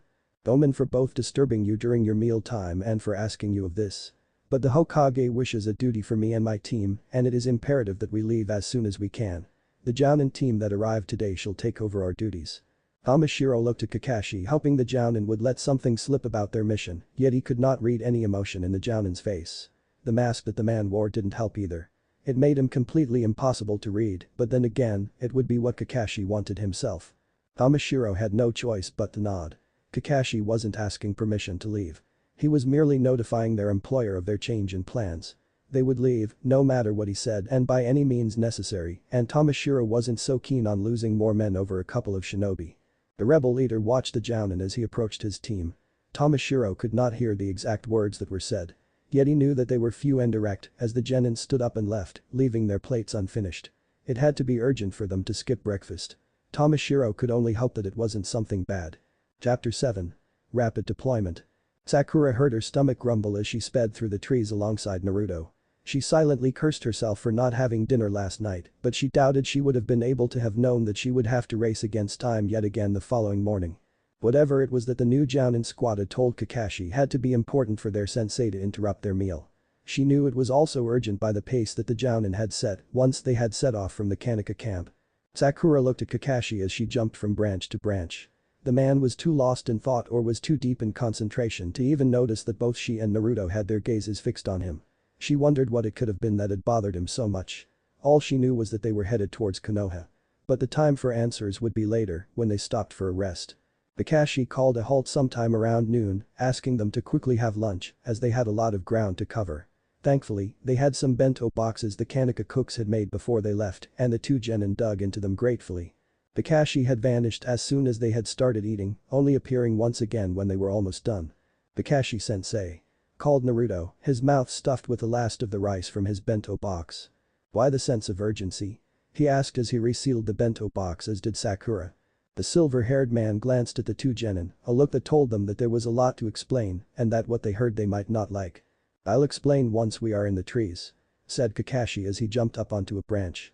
"I've done some scouting and we've made much more ground than I hoped to during the past few hours, which means we can slow down now." Sakura let out a sigh of relief as she jumped up after Kakashi, Naruto following close behind. Even though she had a new training regime that worked her to her limits, her previous meager diet had left her muscles sorely underdeveloped and she was still catching up in that department. At least now it would be a lot lighter on her legs. Once they had set a steady pace, Kakashi spoke. "The jounin sent from Konoha brought with them another mission request. One that I had thought was slightly delayed until we returned. But there has been a slight complication." "Complication?" echoed Sakura as she jumped from branch to branch with ease. "Yes. It seems that a team has taken the mission reserved for us without going through the proper procedures and now they seem to be in trouble," said Kakashi. "What kind of trouble?" asked Naruto as he appeared on the other side of Kakashi. "The Konoha Hunter Nin has reported sightings of an A-rank missing nin in the area. The Hunter Nin never reported after that, so the Hokage wants us to go and back up that team," said the jounin. "Whose team is that?" asked Sakura, curious as to who would have taken that mission. "He knows." Kakashi shook his head and glanced at both of the genin before uttering one name. "Sasuke." Both genin faltered, Naruto missing the branch, while Sakura barely managed to grab onto it with one hand. "Sasuke-kun?" she asked as the both of them hoisted themselves up to face the now stationary Kakashi. "Yes," he said with his trademark hand through hair. "I do not know the full details. All I know is that he went on the mission, along with two other genin and one freshly promoted jounin." It was Naruto's turn to speak. "How did he get a team? I thought you sent him back to the academy." Kakashi nodded. "I did. The Hokage did not disclose much detail about the squad to the jounin. I am assuming that this was a team formed by the council rather than the Hokage himself." "Why would they do that?" asked Sakura in disbelief. Did the council not understand why he was sent back to the academy in the first place? It's simple, replied Kakashi. The Uchiha clan has one of the most powerful Dojutsu in the whole of the shinobi world, much less Konoha.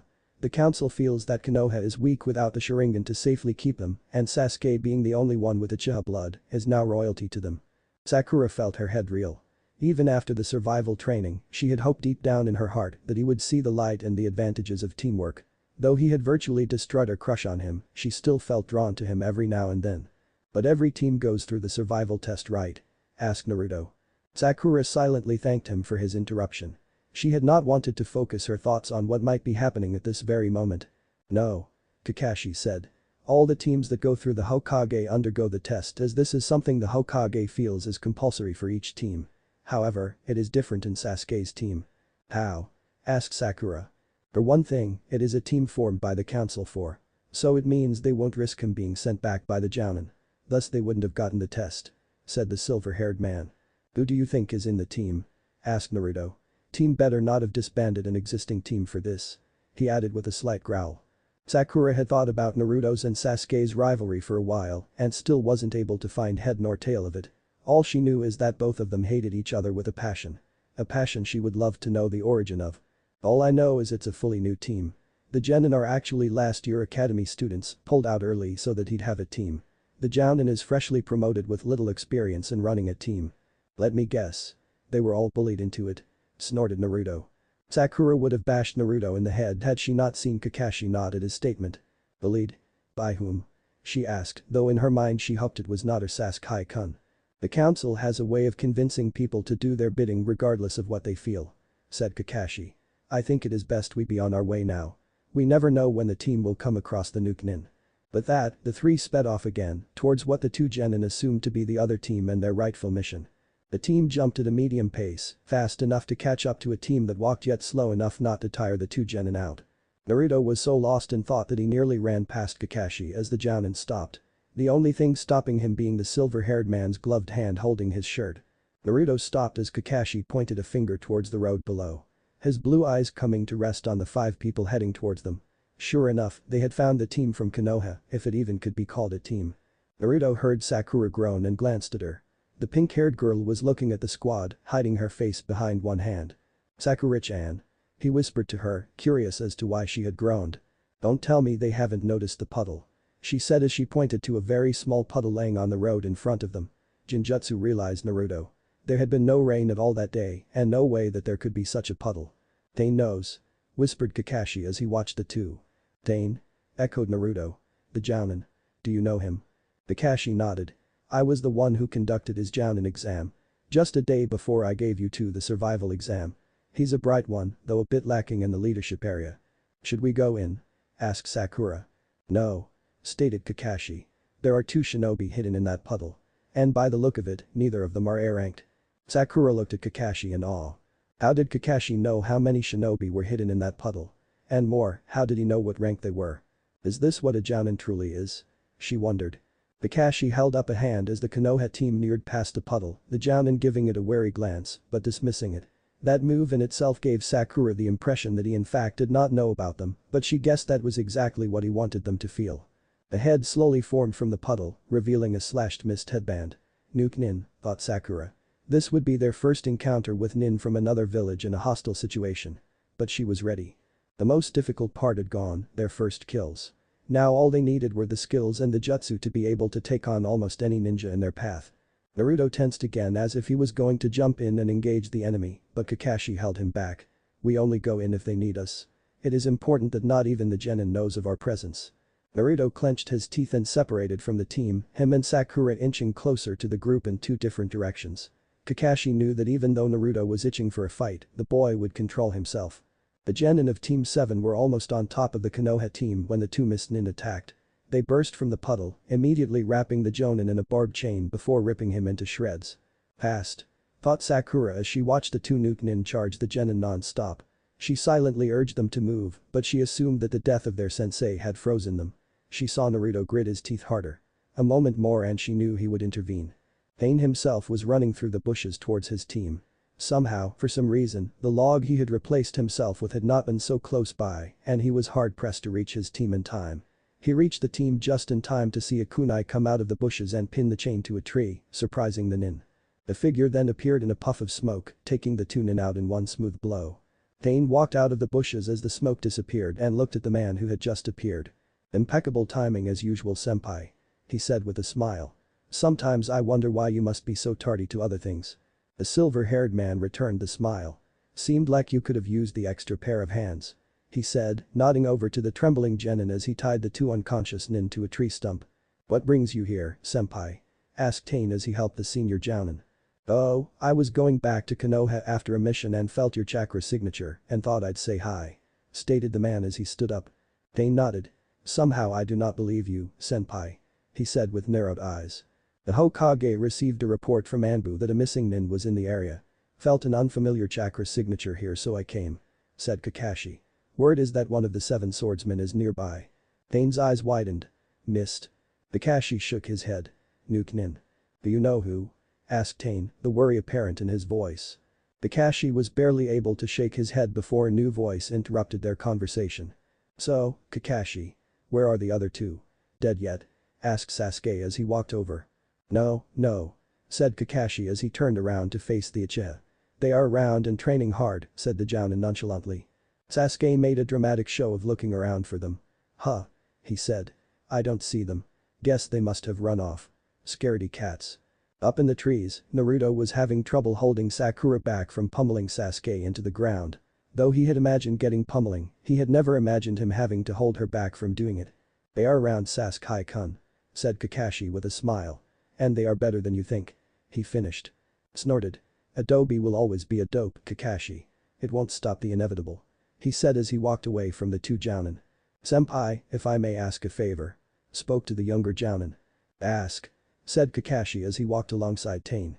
"I would really appreciate it if you could accompany us at least until we reach the bridge builder's house," he said, pausing hesitantly. "I am not quite ready to lead a team of Chunin, let alone a team of fresh undergraduate genin." "Undergraduate?" asked Kakashi with wide eyes. "Yes. Both Isemi and Hime are undergraduate, the top of the current academy class." It finally hit Kakashi, the magnitude of the council's decision to form a team for. "Why did you take the mission then? You know they are not ready for this." Tane bowed his head. "I requested for some D ranks but insisted that he was ready for a C rank. This was the only one available." Kakashi looked at Tane. "So what is your mission?" Tane sighed. "Protect the bridge builder till he finishes the bridge." It was supposed to be a simple C rank.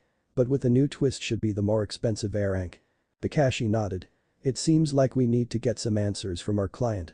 Tane nodded. He was having mixed feelings about the mission. Even with Kakashi alone, things would be hairy and he knew his genin would be of almost no help. It would all come down to how well Kakashi had trained his team. The moment of truth came soon for the bridge builder, whose name Kakashi found out to be Tazuna. The two jounin threatened to abandon the mission on terms of falsified information by the client. Tazuna soon gave in, stating that he would explain everything during the crossing to the wave country. It would be the only time that he would be able to tell them the whole tale. Tazuna started at the beginning of the whole crisis, from when Geto first came to the country and started monopolizing the transport of the goods between the small island nation and the mainland. He explained to the Jounin and Team 11 as they were now known that Geto had gained this monopoly by any means necessary, be it by hook or by crook. He also described the state Geto had driven his country to, the poverty he had been the cause of, by imposing the large taxes and fees for the transport of every little thing, including food for the citizens. The country was slowly going bankrupt, he said, even the rich losing all their money just trying to import food for themselves. Their only hope of breaking out of this poverty being the bridge Tazuna was building. It would allow traders from the mainland and even the citizens from the wave to transport goods and even themselves to and from the mainland without any cost. And Geto would never let that happen. He would try by any means to stop the bridge from reaching completion, even if he had to hire nin to kill the builder, and Tazuna believed that both the Mist Nuke nin as well as the Demon Brothers were hired by Geto to kill him. Kakashi understood. Geto had the money to hire any amount of any level shinobi to kill the bridge builder, yet the bridge builder had a limited budget to hire some to protect him. They finally agreed to continue the mission. Both of the Jounin said they would find another way to pay for the upgrade. It was the least to say that Tazuna was pleased. It would have been certain poverty for the wave had they turned back and sent the old man alone to his sure death. Now, if they succeeded in completing the bridge, the wave would owe the Leaf Village for everything they were to gain by it. Naruto and Sakura had one of the dullest nights ever during the crossing to the wave. Kakashi and Team 11 had gotten to ride in a boat the whole distance, but the genin of Team 7 had had to water walk the whole way to the island. Sakura thought back to the night as they silently haunted the other Konoha team through the trees. She wouldn't have claimed it a total loss. Though they hadn't slept, staying up talking to each other as they kept an eye on the sleeping Konoha squad, she had managed to learn a lot about her blonde teammate.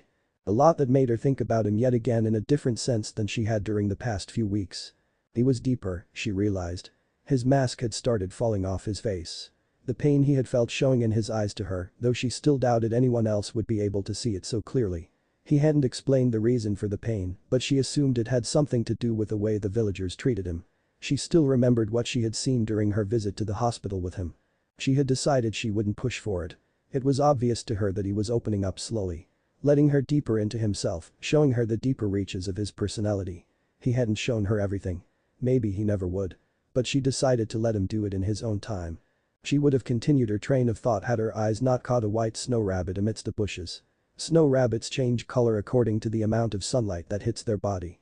White was their winter color and this being summer, this snow rabbit should be brown. It left only one possible explanation. This was a rabbit which had just been released from captivity, and there was only one reason for someone to release it this far away from their home. Kawarimi. She glanced at Naruto and their eyes met. He had seen it too and knew what it meant. There was going to be an attack soon. Pain had forgotten all about Kakashi's genin the moment they had boarded the small motorboat and started their crossing, only remembering them the moment they had woken up the next day. He had immediately fallen into a slight state of panic, thinking they had left them behind. After all, they were his only real hope of keeping the bridge builder safe once a fight broke out. Depending on the nuke nin's caliber, it would take Kakashi's full concentration to take him down, and Tain himself would have his hands full with the demon brothers. Tain had no guarantee that Tsunade would be safe were he to fall under attack by any ninja or even hired mercenaries, while the two jounin were kept busy. Yet, the two chakra sources were still there when they had walked off. That meant the genin had crossed, but Tain was certain that they had not boarded the boat even under. It had simply been too light. That left only one other option. Water walking, and for two genin to be able to water walk after only one single month of training was impressive. Tain filed more questions to ask Kakashi later as he walked along. He needed to find out how the two genin had improved that much. He also wanted to find out why there were only two genin and not the usual three. He would have asked Kakashi had it not been for Sasuke's question. "What are you doing here, Kakashi? Wouldn't your two little charges die without you to save them?" asked the black-haired boy with an arrogant smile. Tain had never really heard Sasuke speak since he had joined the team as their sensei, but he noticed that never lost his haughtiness whenever he spoke. He knew by the way that Sasuke spoke that he and Kakashi had some sort of history with each other. "Oh. I'm here just because your sensei asked me to," said the silver-haired jounin, not even bothering to turn around to face the uchiha. "They have a better chance of surviving by themselves than you do," he finished. "You can't compare clanless nin to me, the last remaining member of the elite Uchiha clan. I'll beat them any day," said. "Well, the so-called clanless nin passed a test at you the elite Uchiha couldn't even understand. I wouldn't be so full of myself if I were you," said Kakashi as he walked on. There was a sudden dim in the two chakra signatures in the trees. A signal, Tain realized and readied himself for an impending attack. He knew Kakashi had noticed as the senior jounin's voice had a ready edge to it. Sasuke, meanwhile, was furious. "I took you on myself. Out in the open as well. But they only got those bells through trickery." "Teamwork isn't trickery, Sasuke," said Kakashi, obviously keeping up an act of being unaware of the enemy shinobi present. Whoever it was good. Tain could barely pick up his chakra signature. Must not be a sensory type or else he would have gone after the two in the trees and that would complicate things. "Call it what you want, Kakashi. It's not going to change anything. Adobe will always be a dope. Nothing will teach them talent they don't have, and unfortunately for them, they don't have the genius I do." Sasuke would have continued his ranting had it not been for the body of Tain, knocking him to the floor with a loud whoomph. The jounin knew the Uchiha would have turned on him had it not been for the dull thud of the large Zanbato embedding itself in a tree. Cursed, he had been saved again. First by Kakashi when he intervened with the two mist nin. Now, by Tain who had obviously knocked him from the path of the large blade. A deep throaty laughter echoed through the forest as the Konoha nin rightened themselves. "It seems the Konoha nin aren't too shabby at all," spoke a voice. Kakashi smiled as he looked up at the man standing on his sword. "You underestimate us, abuser. Though I expected someone strong to come along with the demon brothers, I never expected it to be someone of your caliber." My.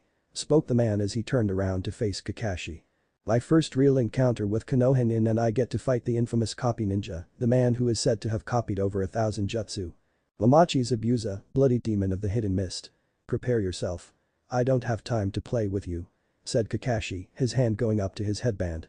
Zabuza vanished, reappearing in the pool in front of them. What an honor to see the legendary Sharingan on our very first meeting. Very well, in that case I shall not hold back either. Kurigaku no Jutsu. Sharingan. Though Sasuke. That couldn't be. Only Uchiha blood had Sharingan. It was their bloodline limit and as far as he knew Kakashi was not an Uchiha. Up in the trees, Naruto watched as thick mist rolled in from all the sides, impairing their vision and hiding the battle from them. Even he could not see any further than the tip of his fingers from where he was. Sasuke, Hini, Hasemi. Protect the bridge builder at all costs. Do not get separated. Said Tain as he took out a kunai ready to back Kakashi up if need be. The intensity of the situation was overwhelming for the genin of Team 11. Their small hands white from gripping their kunai as tight as they could. The urge to kill themselves increased as they sought a way to free themselves from such killing intent. Zabuza's voice came from the mist, causing everyone to start looking around. 8 points. Liver, heart, spine, jugular vein, clavicle vein, brain, lungs, kidney. Which one shall I aim for? Kakashi immediately formed a seal before blowing the mist away with a blast of his kai, but Zabuza was already in position behind the bridge builder. It's over. Said the mist nin as he swung his large. The genin dived away from the sword, intent on saving their own lives and leaving the bridge builder to fend for himself. Tazuna closed his eyes, waiting for his end to come. He knew he would not be fast enough to avoid the blow and was surprised when a body knocked into him sending him sprawling in the dirt. He looked up just in time to see Kakashi shove a kunai into the stomach of Zabuza, water immediately pouring out of the wound. Water? Thought Tazuna as he saw the man burst into nothing but water. A shinobi technique, the man realized in awe of the skill shown between the two jounin. Another Zabuza appeared behind Kakashi, immediately decapitating the Konohinin who also turned into water. Zabuza was taken aback at this. When had Kakashi managed to copy his, let alone use it? His train of thought was broken as a kunai slammed home just beneath his ear. The man turned into another puddle as a shadow appeared behind Kakashi, cleaving him into two with the gigantic. Zabuza expected this Kakashi to turn into a puddle as well, but was surprised when the body disappeared in a poof of smoke instead. Kage Bunshin. He thought as a chakra signature appeared behind him. The Kirinin was ready this time, pivoting on his heel as he delivered a powerful kick towards the signature. Though there was no impact, Zabuza watched Kakashi flip back and instantly pressed him, swinging his Zanbato at the Konohinin. He smiled when Kakashi dived into the water to avoid the blade. It was game over. Kakashi had not expected Zabuza to recover that fast.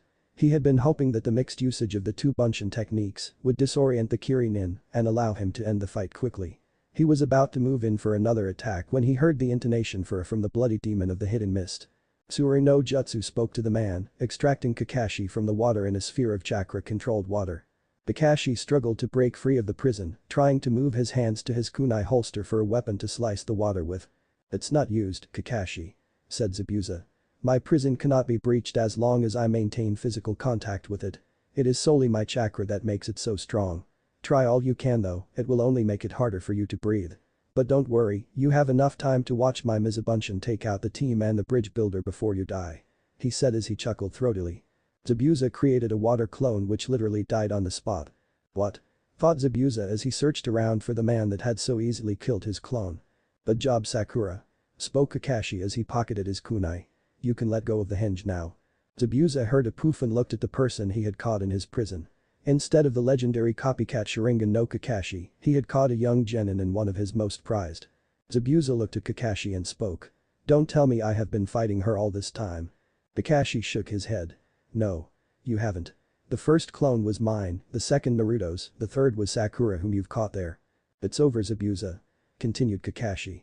I've only used one clone while you yourself have used 3, plus the chakra for the Kurigaku no Jutsu and Dasuru. You would be hard-pressed to beat me without your full chakra capacity. Kakashi was right. He had used a lot of techniques, while Kakashi had split the load between 3 people.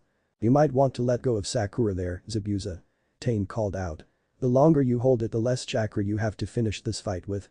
Zabuza was just about to release them when he heard a voice call out. Suiton, Shinju Uzanshu no Jutsu. The Kirinin was barely able to look downwards before a hand grabbed his ankle and pulled him under the water. The hand let go of his leg the moment his hand had broken contact with the water prison. The Kirin resurfacing to see the girl and one boy clad in orange standing beside Kakashi. Mission rescue the damsel in distress has been a success. Yelled out the blonde boy, unable to hold himself quiet any longer. Naruto. Came a yell from the girl who had been saved before a fist clobbered the hero right on the head as the damsel fought furiously to hide the blush at being called that. Kakashi nodded and began walking towards Zabuza. Now that you have no one to use as a hostage, how about the two of us finish this? One-on-one. Zabuza grinned as he slung him over his back. Finally, I get to kill the strongest Konoha Jounin currently in service. Kakashi revealed his Sharingan once again. Know this, Zabuza. I never fall for the same trick twice, and since I've seen your Saojuru, I will not fall for it. The two Jounin circled each other, Kakashi copying every single movement Zabuza made all the way down to the way he tilted his hand.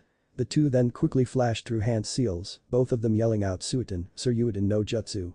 At the same time. Two similar dragons rose out from the large pool, clashing together above the two nin and raining water on them, while the two nin clashed kunai against Zanbato underneath. It seemed to Zabuza as if Kakashi knew exactly each and every move he would make before he would make it. Stop copying me like a monkey. Said nin, both of them at the same time. Zabuza's eyes widened. How? Did I know what you were going to say? Finished Kakashi for Zabuza. Can you? Started Zabuza as his eyes widened more. See the future? Finished Kakashi again. Zabuza had heard of Kakashi's copycat skills before and knew to what extent the man could copy others' movements. Yet this was something he had never heard of before. And to be honest, it was freaking him out. Every move Zabuza made, Kakashi made at the same time. Be it a hand movement, a leg movement or be it the little victory jig Zabuza did after winning a battle. It was as if Kakashi knew exactly what he would do in the future. Stop copying me you damn monkey. Yelled Zabuza as he fired his hands through a set of hand seals, Kakashi forming the same ones at the same time. There was no way Kakashi would have seen this though Zabuza, and this made him fumble on the ending seal. Kakashi however did not, yelling Suiten, Daibakufu no Jutsu. The explosion that followed was one of the largest explosions either of the 5 genin had ever seen. The water ripping trees off of its roots as it flooded the surrounding area around it. The genin each resorting to their own methods to keep themselves from being washed away by the tidal waves. Zabuza, meanwhile, had been washed up against a tree and was hard-pressed to catch his breath. How did you know what technique it was? He breathed towards Kakashi. I can see the future. Said the Konoha Jounin as he took out another kunai. And your future is death. Kakashi was about to deal the final blow when a couple came out of nowhere and hit Zabuza in a specific spot near the neck. Zabuza's motionless body fell to the ground as Kakashi jumped back, his body poised for action. Thank you for your assistance, had Kakashi. A voice came from the treetops and every single one of the Konoha troops looked at the new arrival. The boy in front of them was a mist hunter nin, Naruto realized. One of the shinobi elite of their village was sent with a specific job of hunting down their missing nin and ensuring that the village's secrets were kept secret. Even though it was his first time seeing a hunter nin, Naruto was awed. Not only was the hunter nin good, he could not be any older than Naruto was himself. He must be a prodigy, Naruto realized. The nin disappeared, reappearing near Zabuza's motionless body. I thank you again for your assistance in aiding the capture and recovery of this missing nin's body. He has plagued our village since the military coup he attempted not a few years back and has sent numerous hunter nin back in body bags. I would not have been able to do this without your help. The hunter nin took no chances, immediately lofting Zabuza's body and disappearing before Kakashi could say a word. This was bad, Kakashi thought. Zabuza and the demon brothers had been bad enough, but a Kiri hunter nin as well would make things even harder for them to protect the bridge builder. Izuna-san. Kakashi called. How far is your home? It seems we all need to have a little talk. Said the Jounin as he nodded to his team and Tain. The message was clear. There were things he needed to explain and things he needed to know, but here was not the time nor the place. And this needed to happen as soon as possible. Alright. Called Tain as he lifted Tizuna onto his back. Keep up and don't fall behind. We have no time to waste. The two Jounin immediately launched themselves towards Tizuna's house, the genin following them. Sakura felt her heartbeat more rapidly as they set a brisk pace. The excitement was too much for her to bear. It was obvious to her that things had gotten even more challenging than it had been. And somehow, she liked the feeling. She glanced over to Naruto and the both of them exchanged grins. This was exactly the kind of thing they had signed up for. Chapter 8, Fixing the Broken Wave. The rest of the journey to Tizuna's house went smooth and fast without any further attacks. Kakashi led the way, Tain following behind with his team and Naruto and Sakura bringing up the rear. Neither of them spoke a word. Kakashi had stopped at the entrance to the town Tazuna lived in, the two teams neatly falling in behind him. From there on, they would go by foot so as not to attract any further attention than they already had. However, it was also a chance for the two jounin to see how the wave had suffered these past few years of monopoly. In truth, it was one of the poorest, if not the poorest town either of the two jounin had ever seen. There were people all over the town, thin and scrawny as if they hadn't eaten in months, strewn about as if they were too tired to move, looking at each and every individual that passed by, hoping for something to fill their bellies with. Kakashi could understand. The country had little land to produce their own food. Whatever plots of land were across vast amounts of water, which they were poorly equipped to cross. The only industry they had was a fishing industry, and it had literally been halted once Gato had monopolized the seas. The shops they passed had little to sell, the citizens with almost no money to buy them with. With the town in this shape, it was no wonder that Tazuna could not afford a higher ranked mission. However, that was now solved, in essence. Tazuna's home was the only building they came across that looked in proper condition. The house was properly cleaned and maintained. Maybe it had something to do with Tazuna being a builder, but neither of them thought to ask. "Tsunami," called the older man as he took off his sandals to enter the house. "I'm home. And I brought guests." The younger lady came down the stairs, dressed in a traditional kimono. Hisame's eyes immediately widened and he nudged Hime with an elbow. "Check it out. The old prune has a younger wife." It was at that time that Tazuna decided to introduce Tsunami to the group. "I'd like all of you to meet Tsunami, my daughter. She'll be taking care of you during your stay in the house." It was Kakashi who spoke next. "It is a pleasure to meet you, Tsunami-san. My name is Hada Kakashi. This is Tain, Uzumaki Naruto, Haruno Sakura, Uchiha Sasuke and." He left from there as he did not know the other two names. Both Hime and Hisame took this pause as a cue to introduce themselves. "Ibara Hime. Hyuga Hisame." The last name caused the entire Konoha group to turn around and stare at the young boy. He was a Hyuga. Tain decided that this was the best time to intervene. "Tazuna-san, may we come inside? There are some things we need to discuss." Once inside, Tsunami took the kids to their rooms. Tazuna only had 2 spare bedrooms, one in which Tain and his team would sleep in, and the other for both Naruto and Kakashi. It was decided that Sakura would share a room with Tsunami, being the only females in the house. With the genin out of their way, it was time for Kakashi and Tain to sit with Tazuna and discuss things. "So, what rank do you suppose the mission is now?" asked Tazuna as he pulled out a bottle of sake and some saucers to which both Kakashi and Tain declined. "A rank at least. Depends on who comes along with Zabuza the next time they attack," said Kakashi. "Zabuza?" asked Tazuna, his eyes wide with shock. "The eyebrowless freak that attacked today. I thought he died." Tain shook his head. "No. We believe the Hunter Nin is someone in his group of ninja. Hunter Nin have a rule to remove the heads from the bodies of their marks and to burn the body on the spot, just taking the head back to the village as proof of the mark's death. This particular Hunter Nin did none of that and instead took off with the body. Besides, isn't really a killing tool. It is most used for healing techniques like acupuncture to stimulate nerves. It can be used to put bodies in a near-death state that can be reversed," stated Sakura as she entered along with Naruto. "Sakura here has recently started studying to become a medic. I thought her input would be valuable. And as for Naruto, well, we need him if we are to handle all 4 at once." "All 4? asked Tazuna. "Yes," said Kakashi. "The demon brothers must be working in tandem with Zabuza and the Hunter Nin. They know now that they cannot get the job now if it is just 2 of them at the same time. Next time they will all come together." Kakashi then turned to Sakura. "How long will it take before we can expect another attack?" Sakura thought for a bit. "With the knowledge I have, which isn't much, I'd say 3 to 4 days before he is battle fit, but no way I can be sure. Depending on the medic Nin's quality he could be fit as soon as tomorrow." "Back to the topic of payment," said Kakashi. "I suggest Team 11 continues with their C rank, which means that Tazuna-san will only have to pay for that. As for Zabuza and his crew, leave them to us." "But senpai, we can't expect 2 genin to take on the demon brothers and the Hunter Nin," spoke Tain. "No. We can't. However, if you take on the Hunter Nin, then the demon brothers should be easy for the 2 of them," stated Kakashi. "But we will need to train them." There was a slight knock on the door before the tsunami hit. "Dinner is ready." Dinner was a quiet affair. The table being too small to fit them all, Naruto filled his bowl and excused himself. He was sitting on the rooftop, gazing at the stars while lazily devouring his meal when he heard something placed next to him. He looked at the object to see that it was a second bowl of rice filled to its brim. "Don't complain," came Sakura's voice. "We both know 1 bowl will not fill that vortex of yours," she said with a small laugh as she sat down beside him with 2 bowls of her own. "Arigato, Sakura-chan." he said as he sat up. You're welcome to Naruto. Sometimes you are too nice to people. You want to leave the food for them when it is you who needs it to become stronger in order to help these people. She said. Naruto lowered his head as he played with his food. It's not Sakura-chan. He spoke.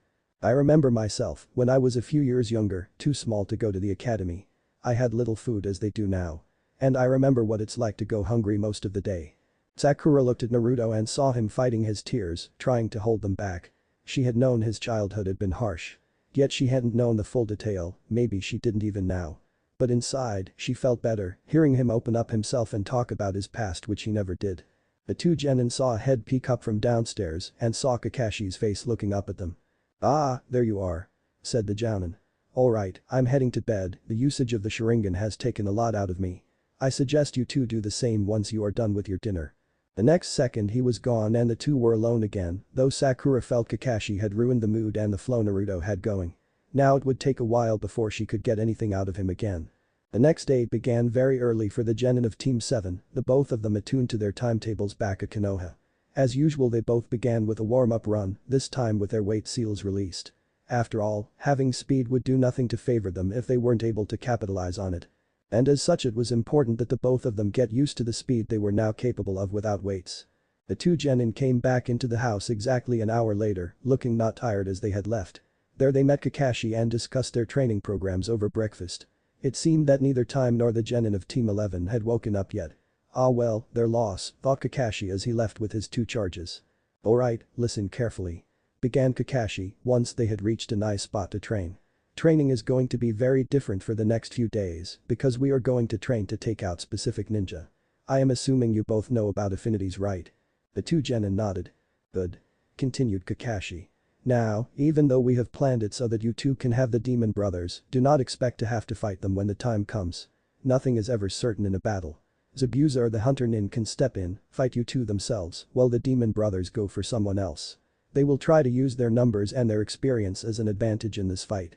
Kakashi dug in his pouch for two small pieces of paper. First up, I need to know what your elemental affinities are. He said as he gave each genin a piece of paper. Those are chakra paper. Push some chakra in them and watch what happens. Each affinity will have their own effect on the paper. This is what we use to distinguish each ninja's affinities. Try it. Sakura looked at Naruto, unsure of how much chakra to push into the paper. Naruto meanwhile, took a deep breath and pushed a very little amount of chakra into the paper and saw it split in the middle. Wind element. Said Kakashi with a slight whistle. Rare, but deadly in the hands of a master. It is probably the most offensive element in all of the shinobi world. He then turned to Sakura and nodded at the girl. Sakura herself took a breath before pushing a small amount of chakra into her piece of paper. At first there was no effect before the paper slowly crumbled into what seemed like to be dirt. Earth element. Said Kakashi as he looked at Sakura. Common, but rarely used as it is one of the most difficult to master next to. It is one of the most defensive elements next to Suiton. Luckily for you, I happen to know some Doton which I can't say for Futon. He said as he looked at Naruto with a sad smile. Sakura came here. I will be with you in a second, Naruto. Naruto watched as Kakashi explained to Sakura what he wanted her to do. Put your hands on the ground, close your eyes and feel each particle. Once you have that, try raising small clumps of earth by itself. Using a cage bunshin should help you there. Once Kakashi and Sakura were doing what he wanted, he turned to Naruto. I'm sorry I do not have any Futon jutsu in my library. It is as if Futon masters are rare in the world and I have not met any to be able to copy any of them. However, I can teach you Kaiten, which I believe will go well with your Futon affinity for when you do find someone to teach you. Now, here's what I want you to do. The two genin continued training their elements while Kakashi trained his Sharingan alongside them, studying every move they made and pointing out the flaws in what they were doing until the sun reached its peak. The three decided to head back to the house and fill their bellies before setting out again. Team 11 was up and was at lunch when the other three entered from their training, all looking none the worse for wear. Tain nodded to the genin as they silently walked past him and started filling their bowls. Naruto was just about to leave for his designated meal spot on the rooftop when a small boy barged into the house. Go away. Yelled the boy. You are not wanted here. You're only going to get us killed. He said before he ran out again. Who is he? Asked Hisemi as he swallowed his mouthful. He is my grandson. Explained Tazuna before launching himself into the full tale of how Inari met Kaiza and how they were like father and son until Geto came. How Geto had killed Kaiza on public display, breaking the hearts of the wave and any resistance towards his monopoly. He also explained that that was the reason why Inari was like that and that he would have expected it of anybody that had gone through what Inari did. Sakura noticed that Naruto had disappeared at the end of the story while Kakashi and the others were haranguing Tazuna with questions. She stood up with her bowl and left unnoticed as well. She found the boy at the usual spot on the roof which he normally sat on when he was eating and sat next to him. "What's wrong with Naruto?" she asked her teammate. Naruto shook his head. The old man talks about the story as if we are supposed to feel sympathetic towards the kid. As if the story makes it alright for him to act like a brat. "Doesn't it, Naruto?" asked Sakura. The blonde boy looked at Sakura, trying to figure out if she felt sympathetic towards the brat. "It doesn't. It doesn't make it alright for him to act like that as much as it doesn't make it alright for me to act like one just because I never knew my parents." Sakura was shocked at how deep Naruto was. He hid all his pain so well behind his mask of smiles that if she hadn't heard this, she would never believe that he had any pain at all. "He has it better than some of us." Sakura immediately understood. It matched with what her mother had said the night before her survival exam. Naruto did not know his family, did not know what it was like to be loved and wanted to be loved. Inari and Sasuke, she added, had the love they wanted yet were too blind to see it.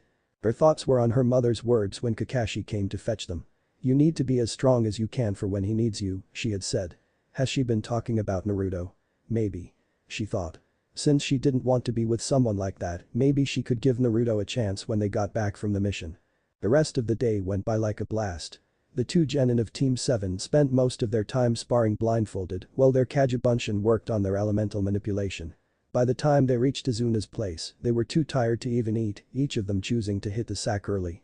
Neither of them saw Team 11 that day, Tain and his squad spending the whole day with the bridge builder, helping to complete the bridge ahead of time. Naruto and Sakura both woke up very early the next morning. So early that the sun hadn't even risen up yet. The only reason that both of them knew they were up was when they had bumped into each other near the refrigerator, both of them looking for something to drink. Sakura wore a light yellow t-shirt with her usual black tights, while Naruto was in his usual orange jumpsuit. It was the first time that Naruto had seen Sakura in anything but a red dress, and to say that he was shocked would have been an understatement. The two managed to find some juice and went outside the house intent on watching the sun rise as they enjoyed each other's company. "Nah, Sakura-chan," said Naruto as he took a sip of his glass. "How come you don't wear something like that as your shinobi uniform? I mean, it would give you more flexibility along with less weight to slow you down." Sakura thought about it for a second. "How do you know? Maybe it won't," she said. Naruto sighed and set his glass down before he stood up. "Fine, let's try it out. Friendly spar, to jutsu only," he said as he took off his orange jacket and slipped into his ready stance. Sakura stood up, cracking her knuckles as she stepped in front of Naruto. "Sure, but don't start crying when I hurt you too bad," she taunted before she darted in full speed. Naruto ducked under Sakura's out-held fist, tripping her trailing leg as she went past. The pink-haired girl immediately turned the fall into a roll, lashing her foot out at the boy as she rose, but Naruto was nowhere near her. Kakashi and Tain both watched the spar from the rooftop as Naruto and Sakura both took turns to attack, counter and separate, neither coming close to landing a proper hit on each other. "You think it is time we intervened?" asked Tain, eager to get into a spar after so long. "Don't underestimate them, their teamwork is better than their individual skill." "How do you think they got the bells off of me?" said Kakashi as he grinned. Yeah, said Tain. "Let's go already." Before he disappeared. Kakashi could only shake his head, Tain would be in for a surprise. Naruto was just about to attack Sakura when he felt something rush in towards his head. He neatly ducked under the incoming knee, immediately raising his fist to smash the opponent in his groin. The impact was solid, the sound resonating through the quiet of dawn. Naruto watched as the younger Jounin crumpled to the floor, his eyes somewhat rolled back into his head. Kakashi and Sakura immediately rushed over to Tain, Kakashi being the one to check on him rather than Sakura. He shook his head at Tain as he stood up from his examination. "Serves you right for rushing in so fast." Tain could only manage a groan as his hands gently clutched at his smashed jewels. "Will I be alright?" he asked. Kakashi laughed. "Yes. You are lucky that he missed a direct hit. I don't know what would have happened had he managed a direct hit." Tain groaned in response as both Naruto and Kakashi carried the incapacitated Jounin inside. Kakashi sighed as he laid Tain on one of the mats.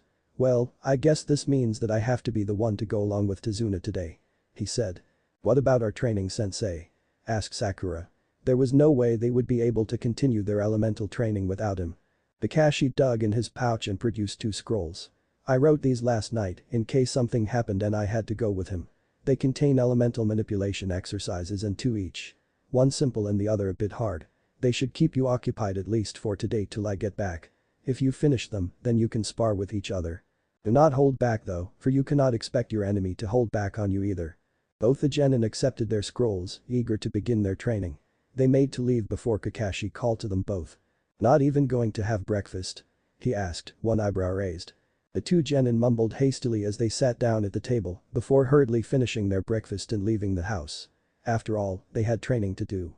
By the time Tane was able to walk it was already nearing lunchtime and the genin of Team 11, namely, were frustrated about being kept indoors.